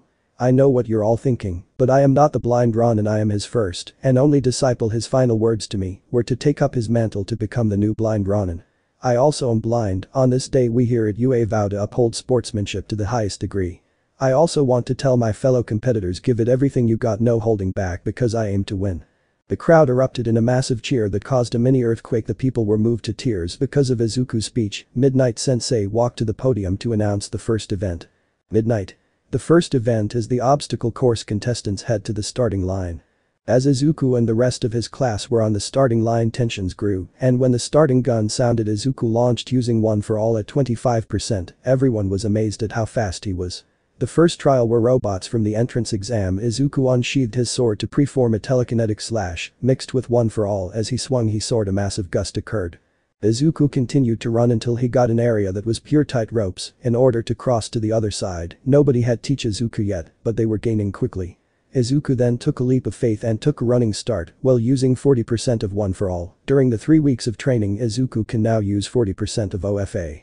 While using 40% of his power, everyone was worried that he wouldn't clear the gap, and he did. After landing on the other side, he rolled, only to continue to run until everyone who saw him roll snapped out of it. They continued to chase him. The one person who was close to catching up with Izuku who wasn't affected by his awesomeness was Jiro. Then they reached the final obstacle. Izuku whispered into Jiro's ear. Izuku. I let you come in second place, trust me. Before Jiro could respond, Izuku's liked her up bridal style and jumped over the obstacle one safely on the other side. Jiro continued to run, but Izuku took a minute to wait for those trying to catch up to the front as he sensed both Todoroki and Kitsuki. Izuku triggered a massive explosion caused by the mines that were used as traps in order to make the final obstacle a challenge. Everyone was sent flying, so Izuku took advantage of that and ran using one for all, overtaking Jiro and landing in first place. Midnight. And the winner of the first challenge is Izuku Midoriya. Chapter 17 UA Sports Festival continues. Midnight. And the winner of the first challenge is Izuku Midoriya. As Izuku had crossed the finish line, he wasn't really tired, so he sat in lotus position and meditated until everyone who qualified to continue to the next round had arrived. Izuku sensed that everyone arrived, so he got up and decided it was almost time for the second event. Midnight. Now that everyone is here, time to announce the second event, which is the Cavalry Battle, and first place is worth 10 million points. As everyone begins to stare at Izuku, he senses the killer intent around him. After this, Midnight still had something to pass. Midnight. The second event is also a team battle, so if your team is able to maintain enough points to prevent elimination, then all of you proceed to the individual fights. Izuku. Midnight Sensei, is it possible that I work on my own or this event? After those words came out of his mouth, everyone was extremely shocked that he would risk his opportunity by going alone. Izuku. I didn't say that to sound overconfident. I said this because I don't want anyone going easy on me because I'm blind. Come at with everything you got. The stadium erupted with cheers and applause because Izuku didn't want any easy victories. He wanted everyone to give it their all, no holding back. Midnight. Okay, now that everything is decided, at the sound of the starting gun you will begin. Everybody was paired in their teams, anxiously waiting for the start of the second event. Midoriya was his battle meditation, preparing himself for everyone to go after him. As he sensed a shift in killing intent coming from the other students, it meant that the event was about to begin. Click bang. As the gun sounded off as Izuku expected, they all rushed him after saying he doesn't want anyone going easy on him since he was in his battle meditation. Before the event began, his movements were fluid like water. When some got too close to grab his headband, he used repulsion to push them away, and this went on for 15 minutes. When time expired, Izuku held on to his headband. Midnight. The winner of the second event is none other than Izuku Midoriya. Now before we head to the individual battles, we will take a 10-minute breather. Izuku wasn't very tired, so he was going to stay in battle meditation mode until Jiro rushed to him and grabbed his arm. Jiro. Hey Midoriya, congrats on the win. Izuku. Hey Jiro, what's up? Jiro. Nothing, just wanted to wish you luck in the upcoming fights, and I have something important to tell you after the festival is over. Izuku. Okay, thanks, and find me after the festival ends, then we can talk. Midnight. Okay students, time for the festival to continue. In the first match we have Izuku versus Shinso. Now please make your way to the arena. As the two contestants made their way to the arena, the crowd began to cheer loudly, and when the two were in the center ring, Izuku sat in his battle meditation position, and this shocked the people. Present Mick. Begin. Izuku sat in meditation and Shinso began to speak. Shinso. Do you underestimate me? Shinso. Do you think you can win? Shinso. I bet you're a coward. Izuku didn't respond because he could sense this was his strategy to make him talk. He was reading Shinso's emotions from the vibrations he was giving off. Shinso. Raha. Shinso rushed Izuku, who was sitting in his meditation position. Before Shinso could do anything, he was flicked by One for All at 2% and sent him out of the ring. Present Mick. Izuku Midoriya is the winner. All fights go as canon. Present Mick. Now we are nearing the end of the sports festival, and we are at the semi-finals. Can we have Izuku Midoriya and Todoroki Shoto report to the arena? As Todoroki was already at the arena, and once Izuku arrived, Todoroki shocked the people. Todoroki. Midoriya, I will not fight you. Izuku. What, why? Todoroki. I do not wish to hurt you, you're blind, and I don't wish to cause you more damage. Izuku. If you do, it will be as if you're spitting on the face of my dead master. Todoroki. No, that's not what I'm doing at all, I just don't want to hurt you. Izuku. If we want to be heroes, then we gotta overcome obstacles in our way. If you won't fight me at full strength, then you dishonor me and my master, then I makes you unfit to be a hero. Todoroki. Okay, you asked for it. Present Mick. Let the battle begin. As Todoroki tried to finish this fight as he did with Zero, Izuku drew hit katana and channeled One for All to the blade. As Izuku sensed the range of the glacier was close, he slashed the glacier with One for All, causing it to be destroyed, sending Todoroki back. When out of the blue, he used his fire side to launch him towards Izuku. Izuku sensed the heat and launched a flurry of telekinetic combos that beat Todoroki unconscious. Present Mick. The winner is Izuku Midoriya. The final battle was Izuku vs Bakugo. As he entered the arena to face Izuku, he began to shout. Bakugo. Listen up Deku, I'll win you or nothing compared to me. Present Mick. Fight. In a swift motion, Bakugo was lifted by Izuku telekinetic grab and slammed out of the ring with 2% One for All, rendering Bakugo unconscious. Present Mick. Victory goes to Izuku Midoriya. As the sports festival concluded, Jiro made her way towards Izuku and spoke. Jiro. Midoriya, can I talk to you? Chapter 18 Confession. As the sports festival concluded, Jiro made her way towards Izuku and spoke. Jiro. Midoriya, can I talk to you? Izuku. Sure Jiro, what's on your mind? Jiro. I can't tell you here, let's head home and I'll tell you when on the way home. As the two left UA and headed home, the train ride to their stop was quiet, and when they got off, Jiro noticed they were near the beach where they first met. Jiro then grabbed Izuku's hand and walked him near the small beach. He then heard the sound of the waves. Izuku. Jiro, are we near the beach where we first met? Jiro. Yeah, we are, it's empty, so I thought it'd be a good relaxing place to talk. Izuku. Okay, so what did you want to talk about? Jiro. Well, we've known each other for some time, and I feel like we get along really well, and I want to be by your side. Izuku. What are you talking about?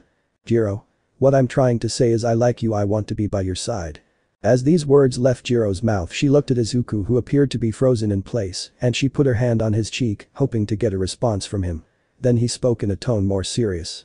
Izuku. Do you truly like me, or are you saying these words because you pity me? Jiro. How could you think that? I truly care about you, I want to be by your side. These feelings developed when I saw you at USJ, the will to never quit, the way you risked your life for everyone, I was attracted to that. I don't care if you're blind, I like you because you don't give up even with this disability. I know you're going to prove to the world that you can be the next one hero like your master was. Izuku. Is this how you really feel? Jiro. Yes, these are my true feelings, I hope you let me be by your side. Izuku. If you're okay with me and living with the fact that I'm blind, then I have to tell you the truth too. Jiro. What truth? Izuku. The truth is I love to hear your voice, I like when I sense your presence, you make me feel calm when you're around. When I lost my master you were there for me when I felt lost. What I'm trying to say is that I love you. If you're willing to act. Izuku was cut off by Jiro, who planted a kiss on his lips to shut him up after she parted from the kiss. Jiro. If I truly wasn't in love with you, do you think I'd kiss you with such a passion? Izuku. If only I could see the beautiful face of my girlfriend, it would make this moment perfect. As Izuku embraced his new girlfriend, they made their way home until they got to a fork in the road. They parted ways. When Izuku got home, his mother was very proud that he won the sports festival. Inko. Your father would be proud that you took first place in the sports festival. Izuku. Thanks mom, that means a lot. Inko. Is something wrong, honey? Izuku. Nothing is wrong, but. Inko, but what? Izuku. I just got a girlfriend. As Inko cried tears of joy knowing her son got a girlfriend who accepts him for his disability. Izuku. Well mom, I'm going off to bed, I'm pretty tired. Inko. Okay honey, sleep well. The next day. The next day it was a half day at school. The students will learn where they will be doing their internship with. Izawa. Okay, settle down class. Okay, I will show the results of the sports festival. Results go as canon. Jiro. Excuse me sensei, why is it that Midoriya won but only received one vote? Before Izawa could explain, the classroom door slammed open and entered a man with a deep voice. He was dressed like a Native American. I've come to see Izuku Midoriya, I will be taking care of him during this internship. Izawa. Hello Nightwolf, it's a pleasure to see you again. Nightwolf. Likewise old friend. Izawa. Okay class, meet former underground hero Nightwolf, he worked with me when I first started. Nightwolf. Now Izuku Midoriya, for your internship I will train you to surpass your father. Izuku. You knew my father? Nightwolf. Yes, he was a brave warrior and my closest friend. Izuku. My dad was a businessman. Nightwolf. What? Your mother is Inko Midoriya, correct? Izuku. Yes, that's right. Nightwolf. We will speak more about this on Monday. Rest well this weekend and prepare yourself, also tell your mother. Nightwolf says, it's time. As the school day ended, the things Nightwolf said still lingered in his mind when Izuku got home, and to an unexpected surprise his mother was home early. Inko. Hey honey, how was school? Izuku. Hey, school was okay. Can I ask you something? Inko. Sure, anything. Izuku. By any chance do you know the hero named Nightwolf? Inko dropped everything and Izuku began to worry, feeling the worried vibrations that she was giving off. Inko. Sit down Izuku, I've got a confession about your father. Chapter 19 Revelation. Inko. Sit down Izuku, I've got something to tell you about your father. Izuku. What is it? Inko. Your father wasn't Hisashi Midoriya, our family name isn't even Midoriya. Izuku. Then who was my father? What's our actual family name? Inko. Our family name is actually Takahashi and your father was Kenshi Takahashi, aka the Blind Ronin. Izuku. What, but if master was my father then why did he lie to me for 15 years? Inko. It was to protect both me and you. The family name Midoriya belonged to a friend of Kenshi's, we signed an agreement that he'd keep us safe. Izuku. What do you mean keep us safe? Inko. Do you honestly think that if we kept Takahashi as our family name we'd be safe? Izuku. We would have become targets if not for his decision. Inko. That's right, I'm sorry for not telling you until now. Izuku broke out into tears, not knowing that he was spending time with his own father and was crushed to know he held his dead father in his arms after he sacrificed himself for everyone at USJ. Inko. I'm sorry I didn't tell you, but your father said it was for our safety. Izuku. I know now, so that's why I felt like he was my dad and that's why he left me everything he owned. Before Inko could speak, the doorbell had rung ding dong. As Inko answered the door with tears in her eyes, she saw a familiar girl at the door. Jiro. Hey Izujaya. Inko. You're Izuku's friend Jiro, right? Jiro. Yes I am, I'm sorry, did I catch you at a bad time? Inko. No dear, you didn't, please come in. Jiro was surprised to see Izuku's mom crying, and when she walked into the living room only to see her boyfriend crying, she wondered what happened. Jiro. Izuku, are you okay? Jiro asked while having a hand on his cheek to show that she'd listen to anything that he'd like to get off his chest. Izuku. Jiro, when did you get here? Jiro. I just got here, your mom let me in, now tell me what wrong. Izuku. My mom lied to me about my father and she told me that my real father was none other than the Blind Ronin. Jiro was shocked to hear this news, but she had a feeling that Izuku's and Kenshi's relationship was on another level than master and student. Jiro also noticed that the costume that he was given to use during the sports festival was similar to the blind Ronin's when he first appeared on the pro hero scene. As Izuku's hand was trembling and Jiro sat on the couch where her boyfriend was and she held his hand and said to him. Jiro. Your dad sacrificed himself to give us the future heroes a chance. If he gave his life for you, I think he wouldn't want to see you this sad. Izuku. Yeah, you're right, I'm going to work harder to make dad proud. After this short conversation the two had. Izuku then hugged Jiro to show his girlfriend thanks for always being there for him. Inkoha walked into the living room after cleaning herself from all the tears, only to see her son hug a girl. At that moment, she let out a high-pitched squeal. Inko. Eek. Both Izuku and Jiro were surprised by the sound, only to discover Izuku's mom had seen the affection the teens were displaying. Jiro. Hello Ms. Midori, allow me to properly introduce myself. I'm Kayaka Jiro, and I'm dating your son. Inko was excited knowing someone had feelings for her son who had a disability, but she felt that Jiro was looking past the disability and looking at Izuku for who he was. Inko. Dear, no need to be so formal, just call me Inko. I'm glad to know someone had special feelings for my son. As Jiro and Inko spoke they got along very well and the rest of the afternoon turned to night. Izuku escorted his girlfriend home, but wasn't very worried because she lived close by. Izuku. My mom really likes you, I'm happy you guys can get along. Jiro. Why wouldn't I be able to get along with my boyfriend? Mom, she's awesome. The walk to Jiro's house was short, but she and Izuku were happy they could spend some time together before they headed to their internships, as the weekends fly by quickly. Izuku. Well, since we've stopped I sense that we are at your house. Jiro. Thanks for walking me home, promise me that you'll be safe during the internship. Izuku. I promise, but I ask you do the same, be safe. Well, I'll be heading home now. Jiro. Wait.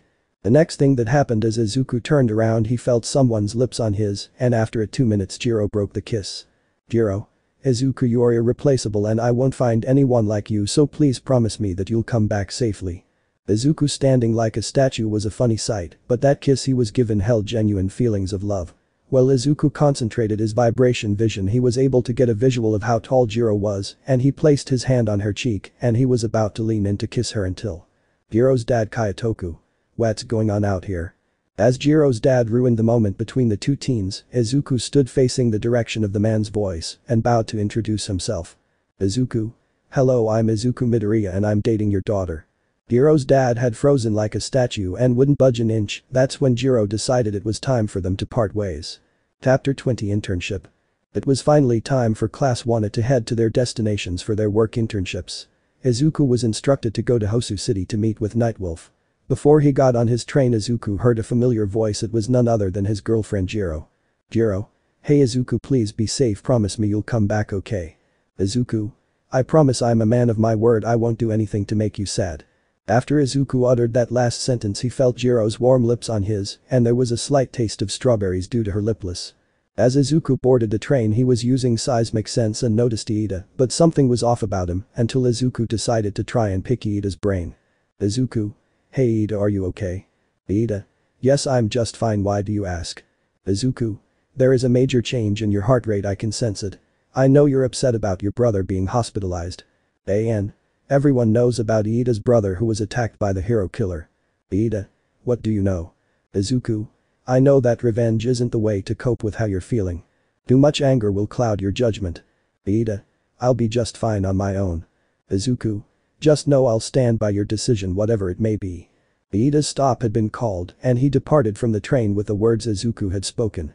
As Izuku continued to ride the train until Izuku's stop had been called, he sensed he was near the outskirts of the city when he heard a voice. Nightwolf. Hello Izuku, I see you're on time. Izuku. Hello Nightwolf, what kind of training do you have for me? Nightwolf. I plan to teach you how to branch out your telekinetic power, you will gain a boost and learn abilities such as kinetic arrow. Izuku. Great, where will we train? All I sense in this area is a tent, I also smell incense. Nightwolf. This is my small sanctuary here in this zone, we will train for 1 day in this small zone, 1 day is equal to 1 year, also you will not age. As Izuku began his first day of training he progressed fairly well at the advancement of his new techniques. At the end of his first day Izuku and Nightwolf spoke. Izuku. Nightwolf, my mother told me about my father, did you also train him? Nightwolf. Yes, but he left before his training was completed. Izuku. To visit me, correct? Nightwolf. Your father Kenshi was one of my best friends and I was the one who taught him how to channel his telekinetic power into his sword. Izuku. Wow, what changed my father? Nightwolf. It was your mother. When he had returned home from training with me, your mother and father met. She admired him while he aimed for the top of the hero rankings. Your mother asked to stay with him, and after 2 years of dating they married and had you. Izuku. Mom didn't tell me that she thought I couldn't handle the truth. Nightwolf. Well, the day you were born was around the same time your dad made #1 hero. You probably know the rest from there, don't you? As the night went on, the two talked and went to sleep. As the two fell asleep, Izuku woke up to a nightmare in a cold sweat. Nightwolf. You've had a nightmare, care to talk about it? Izuku. It felt real. I heard someone killed my friend Ida. I could sense everything. What does this mean? Nightwolf. It probably means that it's something that will happen or won't happen. For the next day we will patrol at night. Next day, time skip to night patrol. It was night time and time for the night patrol. Everything seemed quiet as they turned a corner. Izuku sensed 2 bodies that were laying on the floor. Before Izuku could run in the direction of the bodies, he heard a horrible screeching coming from the sky, and around him, he sensed the same creatures that attacked USJ. Nightwolf. Blind, run and run, help the civilians find safety, I'll handle these creatures. As the two split up, Izuku runs towards the people lying on the ground when he hears a voice shout at him, run. It was the pro hero native. Izuku could distinguish the voice. As Izuku sensed someone behind him, he pulled his katana out and blocked his mystery opponent's sword. Hero killer. Blind, Ronin, we meet again. You, the man who is a true hero. Izuku. I'm sorry, but the real Blind Ronin has passed away. I am his son. Hero killer. Well then, are you skilled as he was? Izuku. Let's find out, shall we? As Izuku and the hero killer clashed swords to see who will remain standing, as the hero killer tried to cut Izuku so he could paralyze him, it was no use. Izuku was dodging sword slashes until something got in between them. Izuku sensed a familiar being. It was a Nomu. The hero killer used that Nomu as a distraction to make a getaway. Izuku channeled one or all into the blade of his sword and massacred the Nomu. After that obstacle was out of his path, he used seismic sense and discovered the hero killer was still nearby, and Izuku used his new technique, kinetic bow, with a mixture of one for all. As Izuku charged his power until he let it go and landed the attack on the hero killer to knock him out unconscious, Izuku heard a voice from someone who was laying on the ground. Ida. Midoriya, you came. Izuku. I told you I'd stand by you whatever decision you would make, plus I wouldn't let a friend die. Pro heroes arrived at the scene when they realized that the hero killer had been captured. Everyone who was injured, except Izuku, was taken to the paramedics who were on standby near the area. Just as they left the ally where the battle took place, just as everything was going in favor of the heroes, a flying Nomu was about to snatch Izuku up. Everyone shouted, but to their surprise Izuku sensed it before they left the ally where they were. Just as the Nomu was going to snatch Izuku away, he turned around and unsheathed his sword and split it in half. All pro heroes were amazed that Izuku was able to react quick enough to prevent himself from getting taken. The police officers who were near the area informed all the heroes that civilians in that area were all evacuated to a secure location, and those that were injured are being treated by the paramedics. Time skip next day. Izuku was in the hospital with Ida, who had gotten injured badly and was told the doctors did the best they could with treating his arm, but he will have a pretty bad scar and some internal damage. Izuku was getting a call. His phone informed him it was Jiro, his girlfriend. Izuku. Hey Jiro, what's up? Jiro. I saw the news about Hosu City. I'm worried about you. Izuku. Don't worry, I'm fine. Things got a little dangerous, but I'm okay. Ida got injured pretty bad, but he'll be okay. Jiro. Tell Ida I say get well soon, and I hope to see you again. I'm a little lonely without you. Izuku. Okay, we'll be together again soon. Let's go out on a date once the weekend come up. How's that sound? Jiro. Great, I can't wait to see you again. Well, gotta go, bye. As Izuku hung up the phone, he grew an insane smile on his face, then was interrupted by multiple figures walking towards his direction. One of the figures was Nightwolf. Izuku couldn't identify the others until one of them spoke. Police chief. Hello Izuku. Midoriya, I've heard about your actions, and what I will say is that I've come to give you a warning because you're not a licensed hero. This will be overlooked because you've captured the hero killer and saved your friend. Time skip. Ida's discharge. As the two were walking to the train station, there was an uncomfortable silence until Ida broke it. Ida. Midoriya, I'm very sorry for dragging you into my problems, almost causing you to be killed in the process. Izuku. It's okay Ida, but just remember, don't let your emotions take over because it clouds your judgment. What would your brother say if he found out that you were being reckless and died because you tried to get revenge? Ida began to shed tears because he knew his actions were wrong, but he let hate and revenge take over. Izuku walked up to Ida and gave him a hug. Izuku. It'll be okay Ida, your brother will make a comeback. Just remember, if you let your emotions overtake you, it could mean death. As the two approached the train, they sat in silence. Once they got on, they waited until their stop was called. All students were there and Izuku was tackled by Jiro as they embraced each other. Jiro began to blush after she did that in public. Everyone was dismissed and given an extra day off as everyone went their separate ways. Izuku and Jiro held hands until they got home. Jiro. Hey Izuku. Izuku. Yeah, Jiro what's? Jiro. I missed you. Izuku. I did too.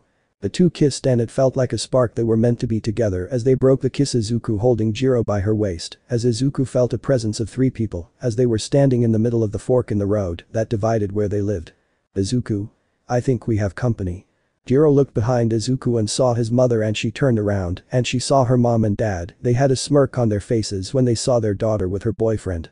Chapter 21 Semester Finals. It had been 3 days after the hero killer incident and everyone was still on edge because they didn't know what else to expect. Aizawa walked into the class and made a brief announcement regarding the next phase of their education. Aizawa. Okay students, we've been through a lot this time we've been together. Now we reach the semester finals, so prepare yourself because they will be tougher than any ordinary test we've given you. As class went on a regular day, the Izuku and his classmates began to wonder what their exam was going to be on the exam. A third year who overheard the conversation couldn't help but tell them what usually went down for a semester final. Third year student. Hey you first years, don't worry about the semester finals, it's usually the same every year. They make you fight the robots from the entrance exam. Well, hope that helps. See ya. Everyone felt relief after hearing the third year say what the exam was going to be based on. The only student who didn't see 100% certain was Izuku until he felt a hand on his shoulder. Jiro. Izuku, you okay? Izuku. Jiro, yeah, I'm fine, but I'm not 100% sure that this year's test will be the same as the years prior. Jiro. What do you mean? Izuku. Well, we've been attacked by villains already and I fought with a hero killer. Who's to say that the teachers won't change the exam for us since it seems like we're being targeted? Jiro. I know what you mean, I think you might have a point. As lunch ended, classes resumed normally. The day went by quick when Aizawa announced that the midterm final would be tomorrow. Aizawa. Okay everyone, get a good night's sleep because the final will be tomorrow. Time skip next day. As the students of class 1 were seated waiting for Aizawa to give them their test. Aizawa. Meet a training ground beta with your hero suits. As everyone approached the training grounds, they notice all pro heroes and the principal himself there in the midst. Nedzu. Well, since we've been attacked by villains, we need to prepare you all to better defend yourself because we don't know what will happen in the future. So instead of fighting robots, you will fight the teachers. They will be wearing special equipment to prevent them from using 100%. Oh, and Midoriya, please bring your sword. Izuku. Sure, let me guess, I won't be allowed to use it during the exam. Nedzu. That is correct, you will fight a teacher without your weapon to see if you can manage. Izuku. Hahaha, leave the blind guy with a bigger disadvantage. It's fine, it would give me a chance to improve my hand-to-hand combat. Nedzu. Okay students, your names will be announced with your partner who will team up with you. An. Every team is the same except Izuku and Jiro will pair up and Koda and Bakugo team up. As every team had gotten paired up, it was Izuku and Jiro. They wanted to know who it was going to be when they heard a booming voice. I am your opponent. Both Izuku and Jiro were expected to fight the number 1 hero and try to pass. Izuku cursed in his head book. All Might. Well, do your best to try and pass, but I won't make it easy for you. Now that the rest of One took their exam, everyone was excited to see All Might's fight. As Izuku and Jiro made their way to the testing field, Izuku had already discussed a strategy with Jiro. The buzzer had sounded off. Jiro stuck her earphone jacks into the ground and began giving Izuku directions on All Might's position. Jiro. He's coming from 3 o'clock. Izuku prepared his kinetic bow as everyone in the observation room was confused about what he was doing. Like Jiro told Izuku 3 o'clock, he sensed All Might at that exact position, so he prepared a telekinetic arrow mixed with one for all.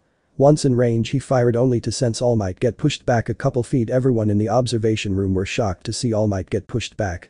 All Might then vanished while Izuku and Jiro couldn't trace his movements. They decided to escape to pass until near the exit. Izuku sensed All Might jumping down from the top of a building. Izuku. Jiro, I want you to run to the exit, I'll hold All Might back. Jiro. What are you talking about? Just as Izuku predicted, All Might was about to land on Jiro to capture her, but Izuku pushed her a good distance away with his telekinesis. She then heard Izuku scream in pain. All Might. Hero, do you think I'd be foolish enough to let you escape? All Might was about to rush Jiro to capture when he felt a hand grip tightly on his ankle, only to be tripped by Izuku. Izuku. We're not done here, you and I still have a score to settle, don't think I'm finished just yet. Izuku stood up and channeled one for all at 50%, so All Might decided to take Izuku's challenge, and so the two began trading punches. The two trading punches completely forgot about Jiro because after 5 minutes a voice rung through the testing field. Nedzu. Heroes win. All Might then had remembered that Izuku was only holding him back so Jiro could make it to the exit. As they headed towards the observation room, Principal Nedzu was about to announce what was going to happen during their summer vacation. Nedzu. Okay class, so for your summer vacation you will all attend a training camp to become stronger because we don't know what will happen next. Chapter 22 Summer Camp with the Hussy Cats. Next day after all the classes were done with their final exams for the semester. Class 1A had to undergo a special summer camp to increase their quirk's power to prepare for their provisional license exam. As Class 1A were on the bus headed towards their destination, Izuku sat at the back of the bus holding Jiro's hands while she rested her head on his shoulder. Hiroshima. Hey Midoriya, what was the weird technique you used during the fight with All Might? Izuku. It's called kinetic arrow, just like shooting an arrow with a bow. I formed a bow and arrow with my quirk. Before anyone else could ask any questions, the bus came to a complete stop and Aizawa asked them to get off the bus. As everyone was off the bus, Izuku sensed 3 people approaching their group when they greeted them. Mandalay. Hello Erasure, it's nice to see you again. Aizawa. Hello Mandalay, thanks for helping UA out with this favor. They met 2 of the 4 members of the Wild Hussycats. Izuku sensed Aizawa had planned something but didn't tell them. Izuku. Aizawa-sensei, can I have a head start? Aizawa. Sure. As Izuku got the okay from Aizawa, he ran towards the edge of where they were standing and Aizawa. Damn, he figured it out. As the class was confused, they were about to run into the bus when Aizawa told Pixie Bob to collapse the cliff where they stood. While the cliff collapsed, Izuku had gotten halfway down the mountain and using one for all he full cowled zipped through the tree branch. Once he safely landed, he realized he left his katana on the bus. Izuku then heard screaming from his classmates. As everyone landed, they saw Izuku look just fine, no scratches, bruise or any injury, when he walked up to Aoi Rozu to ask her. Izuku. Excuse me Aoi Rozu, but could you make a katana for me? I left mine on the bus. Momo. Sure. As she finishes creating one for Izuku, he got into a stance that looked weird to the other classmates. Izuku. Everyone stand back. Izuku channeled one for all into the blade of the sword as he controlled his breathing to find the right amount of strength. Reaching 45%, he unleashed the slash. Once the dirt and debris was clear, the class saw a clear path to the campsite. While everyone gave Izuku praises, Katsuki Bakugo was jealous and angry that Izuku was becoming far out of his reach. After 45 minutes they made it to the campsite, no obstacle in their way, they just had to wait for the teachers to arrive. Pixie Bob Pov. The kid who volunteered to jump off the cliff waited for his class. I don't know what his quirk is, but he's one hell of a powerhouse. I was in awe of the sheer power. I forgot to create any obstacles in their way. Back with CLASS 1A. After witnessing the power Izuku displayed, they saw a path that leads straight to the camp. Everyone thought it was weird that there wasn't any interference from the teachers. As they made it to the campsite, they all relaxed and waited for Aizawa and the Hussycats to arrive. By the time Aizawa and the Hussycats arrived, he was surprised that they were beaten to the training site. Everyone still had energy to spare, but Aizawa decided to let everyone enjoy the rest of the afternoon before they entered into Hell's Gate, known as their training camp. Izuku sat down near a rock he sensed and meditated. He sensed a presence besides his class, Aizawa, the Hussycats and he kid who was with them. Izuku felt he should speak up before the feeling he was getting turned into a horrible situation. Izuku. Aizawa-sensei, I sense a disturbance in the force. Aizawa. What do you mean? Izuku. Try and bring any nearby hero because I got a feeling that this training camp would turn to hell itself. As Aizawa began to this about the words Izuku spoke, he remembered that Izuku and Blind Ronin sensed the USJ attack before they walked through the doors. Aizawa. Midoriya, can you gauge their strength? Izuku. The first 3 seem like low-level threat, but that doesn't mean we underestimate them. One seems to be near Todoroki's power. The other is. Aizawa. The other is what? Izuku. I don't think I can say. Aizawa. We need to know what potential danger we'll be facing. This started to freak Class 1A and the Hussycats out. After some silence, Izuku spoke again. Izuku. The one I sensed has a strength level to probably go head to head with All Might in terms of power. Aizawa. Who should I call for backup? Any suggestions, Midoriya? Izuku. Why are you asking me? I'm just a student. Aizawa. It's because you've been trained by the former number 1 hero and the current number 1 hero. I also believe that you are able to make the right tactical discernment. Izuku. Okay, call for Kamui Woods, since he can restrain any opposition that we may face and the fact he can blend his quirk with our surroundings. Have him bring my dot lady as well. Aizawa. I understand Kamui Woods, but why MT dot lady? Izuku. When in giant form she gets a power boost, right? I also think having a giant on our side may help with intimidation. Izawa. Okay, I'll make the call now and have them hurry here ASAP. As all of Class A were feeling scared, Izuku sensed it in the air, the tension, and he felt it was his responsibility to calm them down. Izuku. Class 1, I know you guys might be scared, but this is the reality. We are being targeted, and you know I say let them come and get us. We're being trained to be the next best generation of heroes, so let's train to show the villains they can't mess with the next generation. As the class had calmed down, everyone had begun to rest so they could train tomorrow. Chapter 23 Villain Vanguard Attacks. As Izuku explained to Izawa that he should call for some reinforcements, Izuku walked towards the class of Wana to make sure they're all calm. Izuku sensed that some were beginning to doubt that they were hero material. Izuku. Okay everyone, remember we are training to be heroes, villains are just an obstacle we have to overcome. I say it's better to face them now than later. Everyone started gaining confidence now that Izuku spoke. Izawa had returned to the students after making a call for reinforcements. There was one person who still was afraid of the events that would take place. Izuku. Jiro, could you come over to me?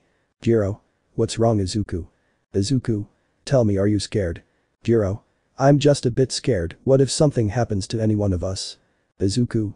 Jiro, I'll protect you no matter what happens. Izawa returned having told Izuku that Kamui Woods and MT. Lady would arrived around midnight. Then Izuku told Izawa to make Class 1 act naturally to make it see like they didn't discover anything just in case the enemies were near the campsite. Everyone had dinner and rested as much as they could because their training would begin early in the morning. The next day. It was 5 a.m. Both MT. Lady and Kamui Woods had arrived the previous night at midnight.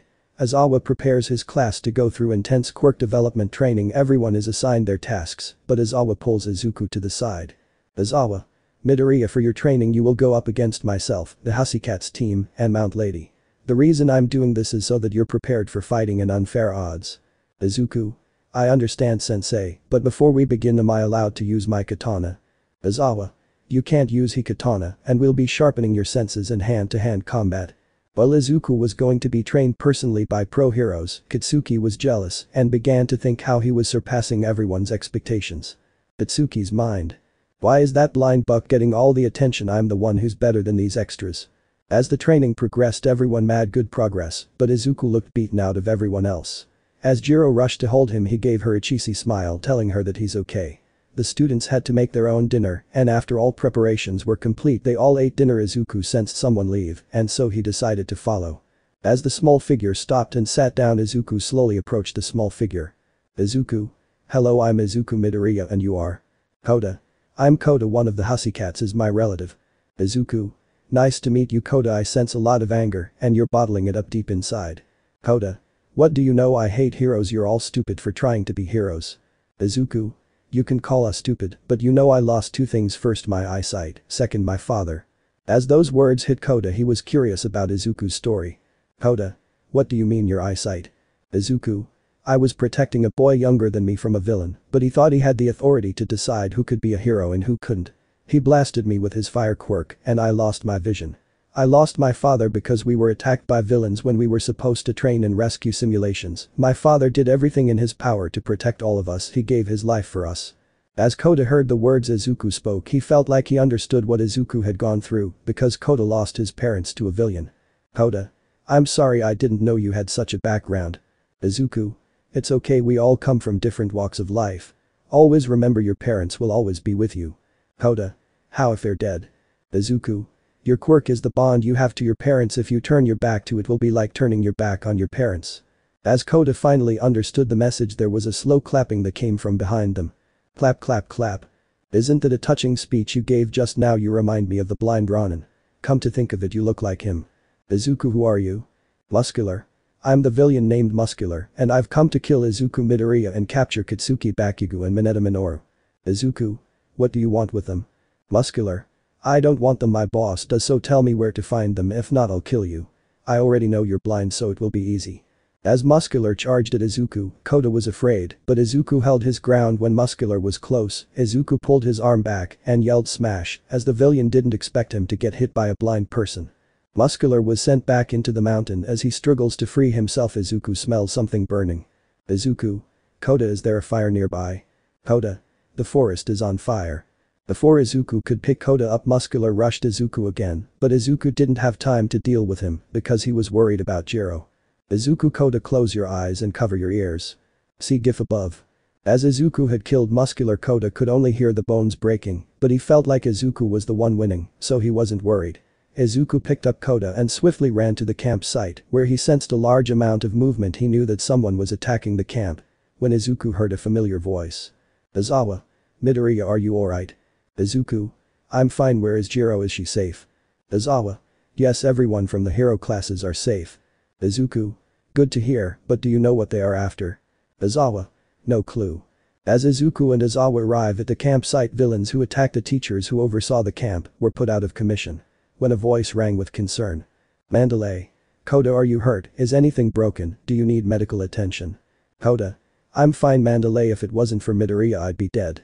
Mandalay hugged Izuku, thanking him for saving her relative's life. Izuku then sensed Kamui Woods and Mount Lady approaching. Kamui. Erasure, we were able to suppress the threat that was in the woods. Izawa. Good job, Kamui and Mountain Lady. Midoriya, you made the right call in the decision of who to call for backup. Izuku. Wait, it's not over yet. I sense an evil presence far worse than before. As a black portal appeared, everyone saw two young men who looked similar to Mineta and Bakugo walk from the portal. Combustion. I am Combustion and this is Granup. We've come to offer Katsuki and Mineta an opportunity to gain strength beyond their wildest imaginations, so what do you two say? Katsuki. How much more powerful will I become? Granup. You'll be close to matching the real leader of the League of Villains, and you'll get all the women you want. Katsuki. Mineta. We're in. Everyone was in shock that they turned to evil, but Izuku could sense it in Bakugo that he wanted power by any means.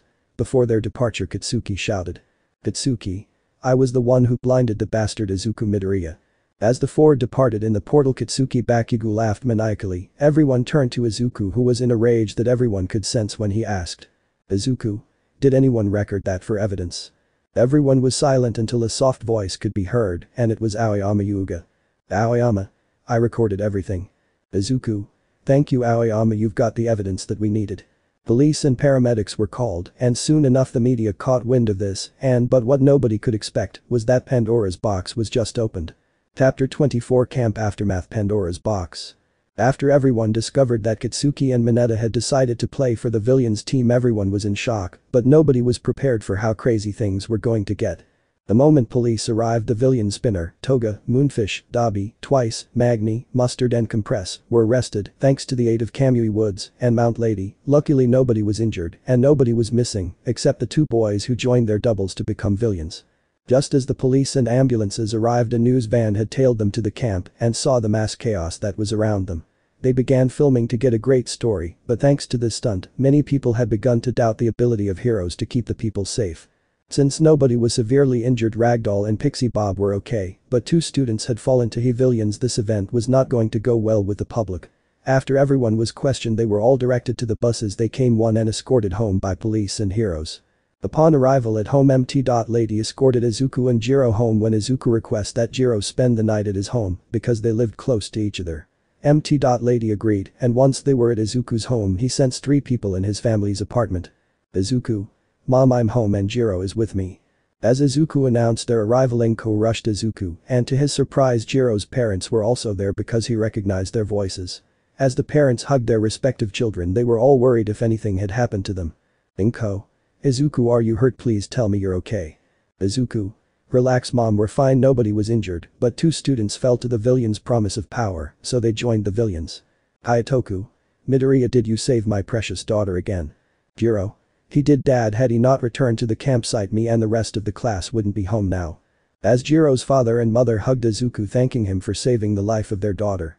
Just as they thought they could relax, Izuku heard the TV announce breaking news. Reporter.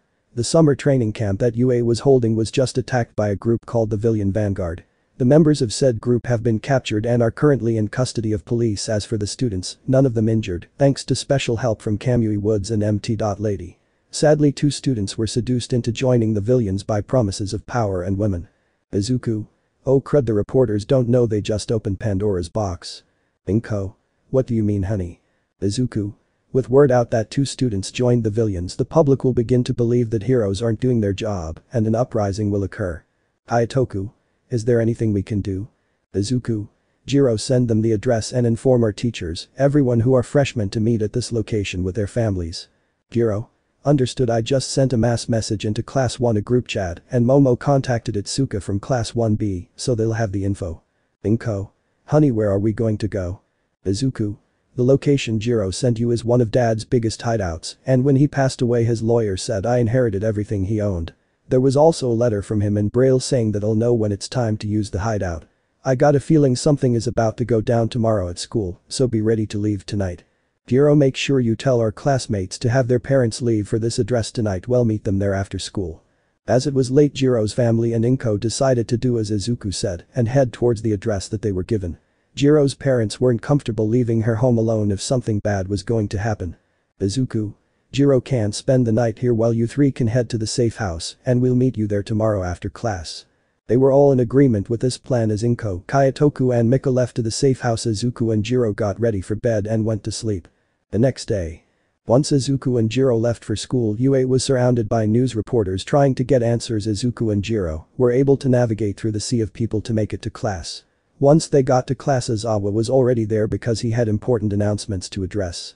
When the bell rang signaling that class has started, Izawa was going to make announcements but was cut off when Principal Nezu had asked for all classes to report to the auditorium. Izawa had led his class to the auditorium, but upon entering there was a clamor sound. It was the students asking questions about what's going to happen next. Nezu.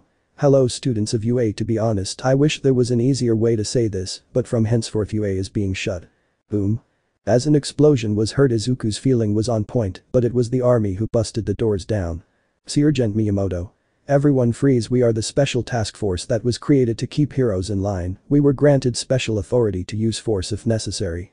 Monoma stood up trying to defy their authority. He was placed his hand on Tetsu to copy his quirk until he was shot. His quirk no longer available, he began to freak out. Monoma. What did you do to me? STGE. Miyamoto. You were shot with a special bullet that makes you quirkless. All students were ready to run away, but with fear of losing their quirk, they tried to be as calm as possible. STGE. Miyamoto. Okay everyone, if you weren't told already, UA has been shut down.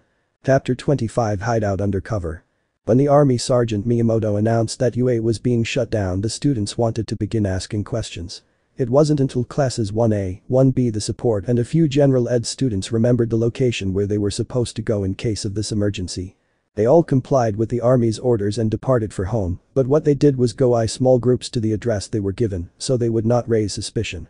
Now that those who received the address were confused as to how everyone was going to fit in the small sanctuary. Izuku. Once we get inside you'll see how we're all going to fit. So once entering the hideout, everyone wondered where their parents were, since they should have been the first ones there since they left the prior night. When everyone present looked around, they saw an elevator. They took the elevator down and there they saw their families. Izuku. Is everyone here? If so, we are going to wait for the pro heroes in order to find out what our next move is. As if on cue, the teachers from UA arrived, but Izuku sensed someone in the group who he hasn't met before. Izuku took the elevator up to go let the heroes into the base. As he did, he asked All Might. Izuku. All Might, who is the man in the midst of your group? I don't believe I've ever met him. All Might. Midoriya, this is Detective Namasa, and he has critical information that we must discuss inside. As Izuku had led the heroes and the detective to a council room where they would talk strategy and crucial matters.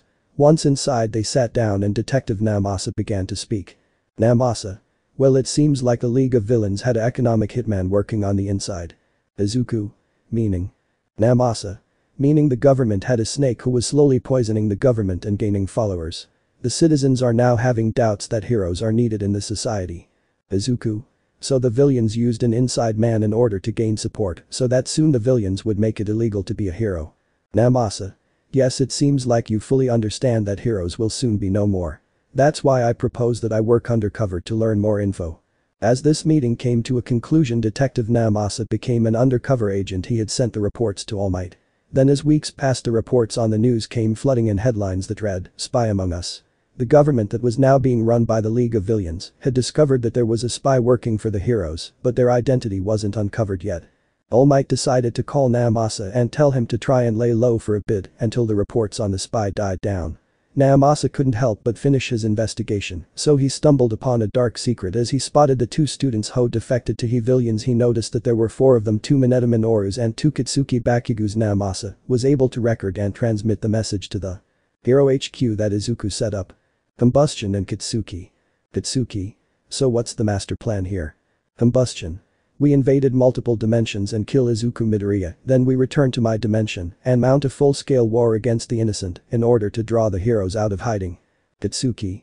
Okay, I love the plan, but what is my villain name? You have Combustion, so what should I go with? Combustion. You will go with Explosion and Mineta will go with Sticky Bomb. Explosion. I like it now. How come that damn Deku is still alive in you dimension, this dimension and the next dimension we're going to visit? Combustion. The reason why the damn nerd is still alive is because he's extremely powerful in my dimension, this dimension and the last dimension we're going to visit. Sticky Bomb. So that's why you're recruiting us from other dimensions to help take him down. Combustion. You catch on quickly.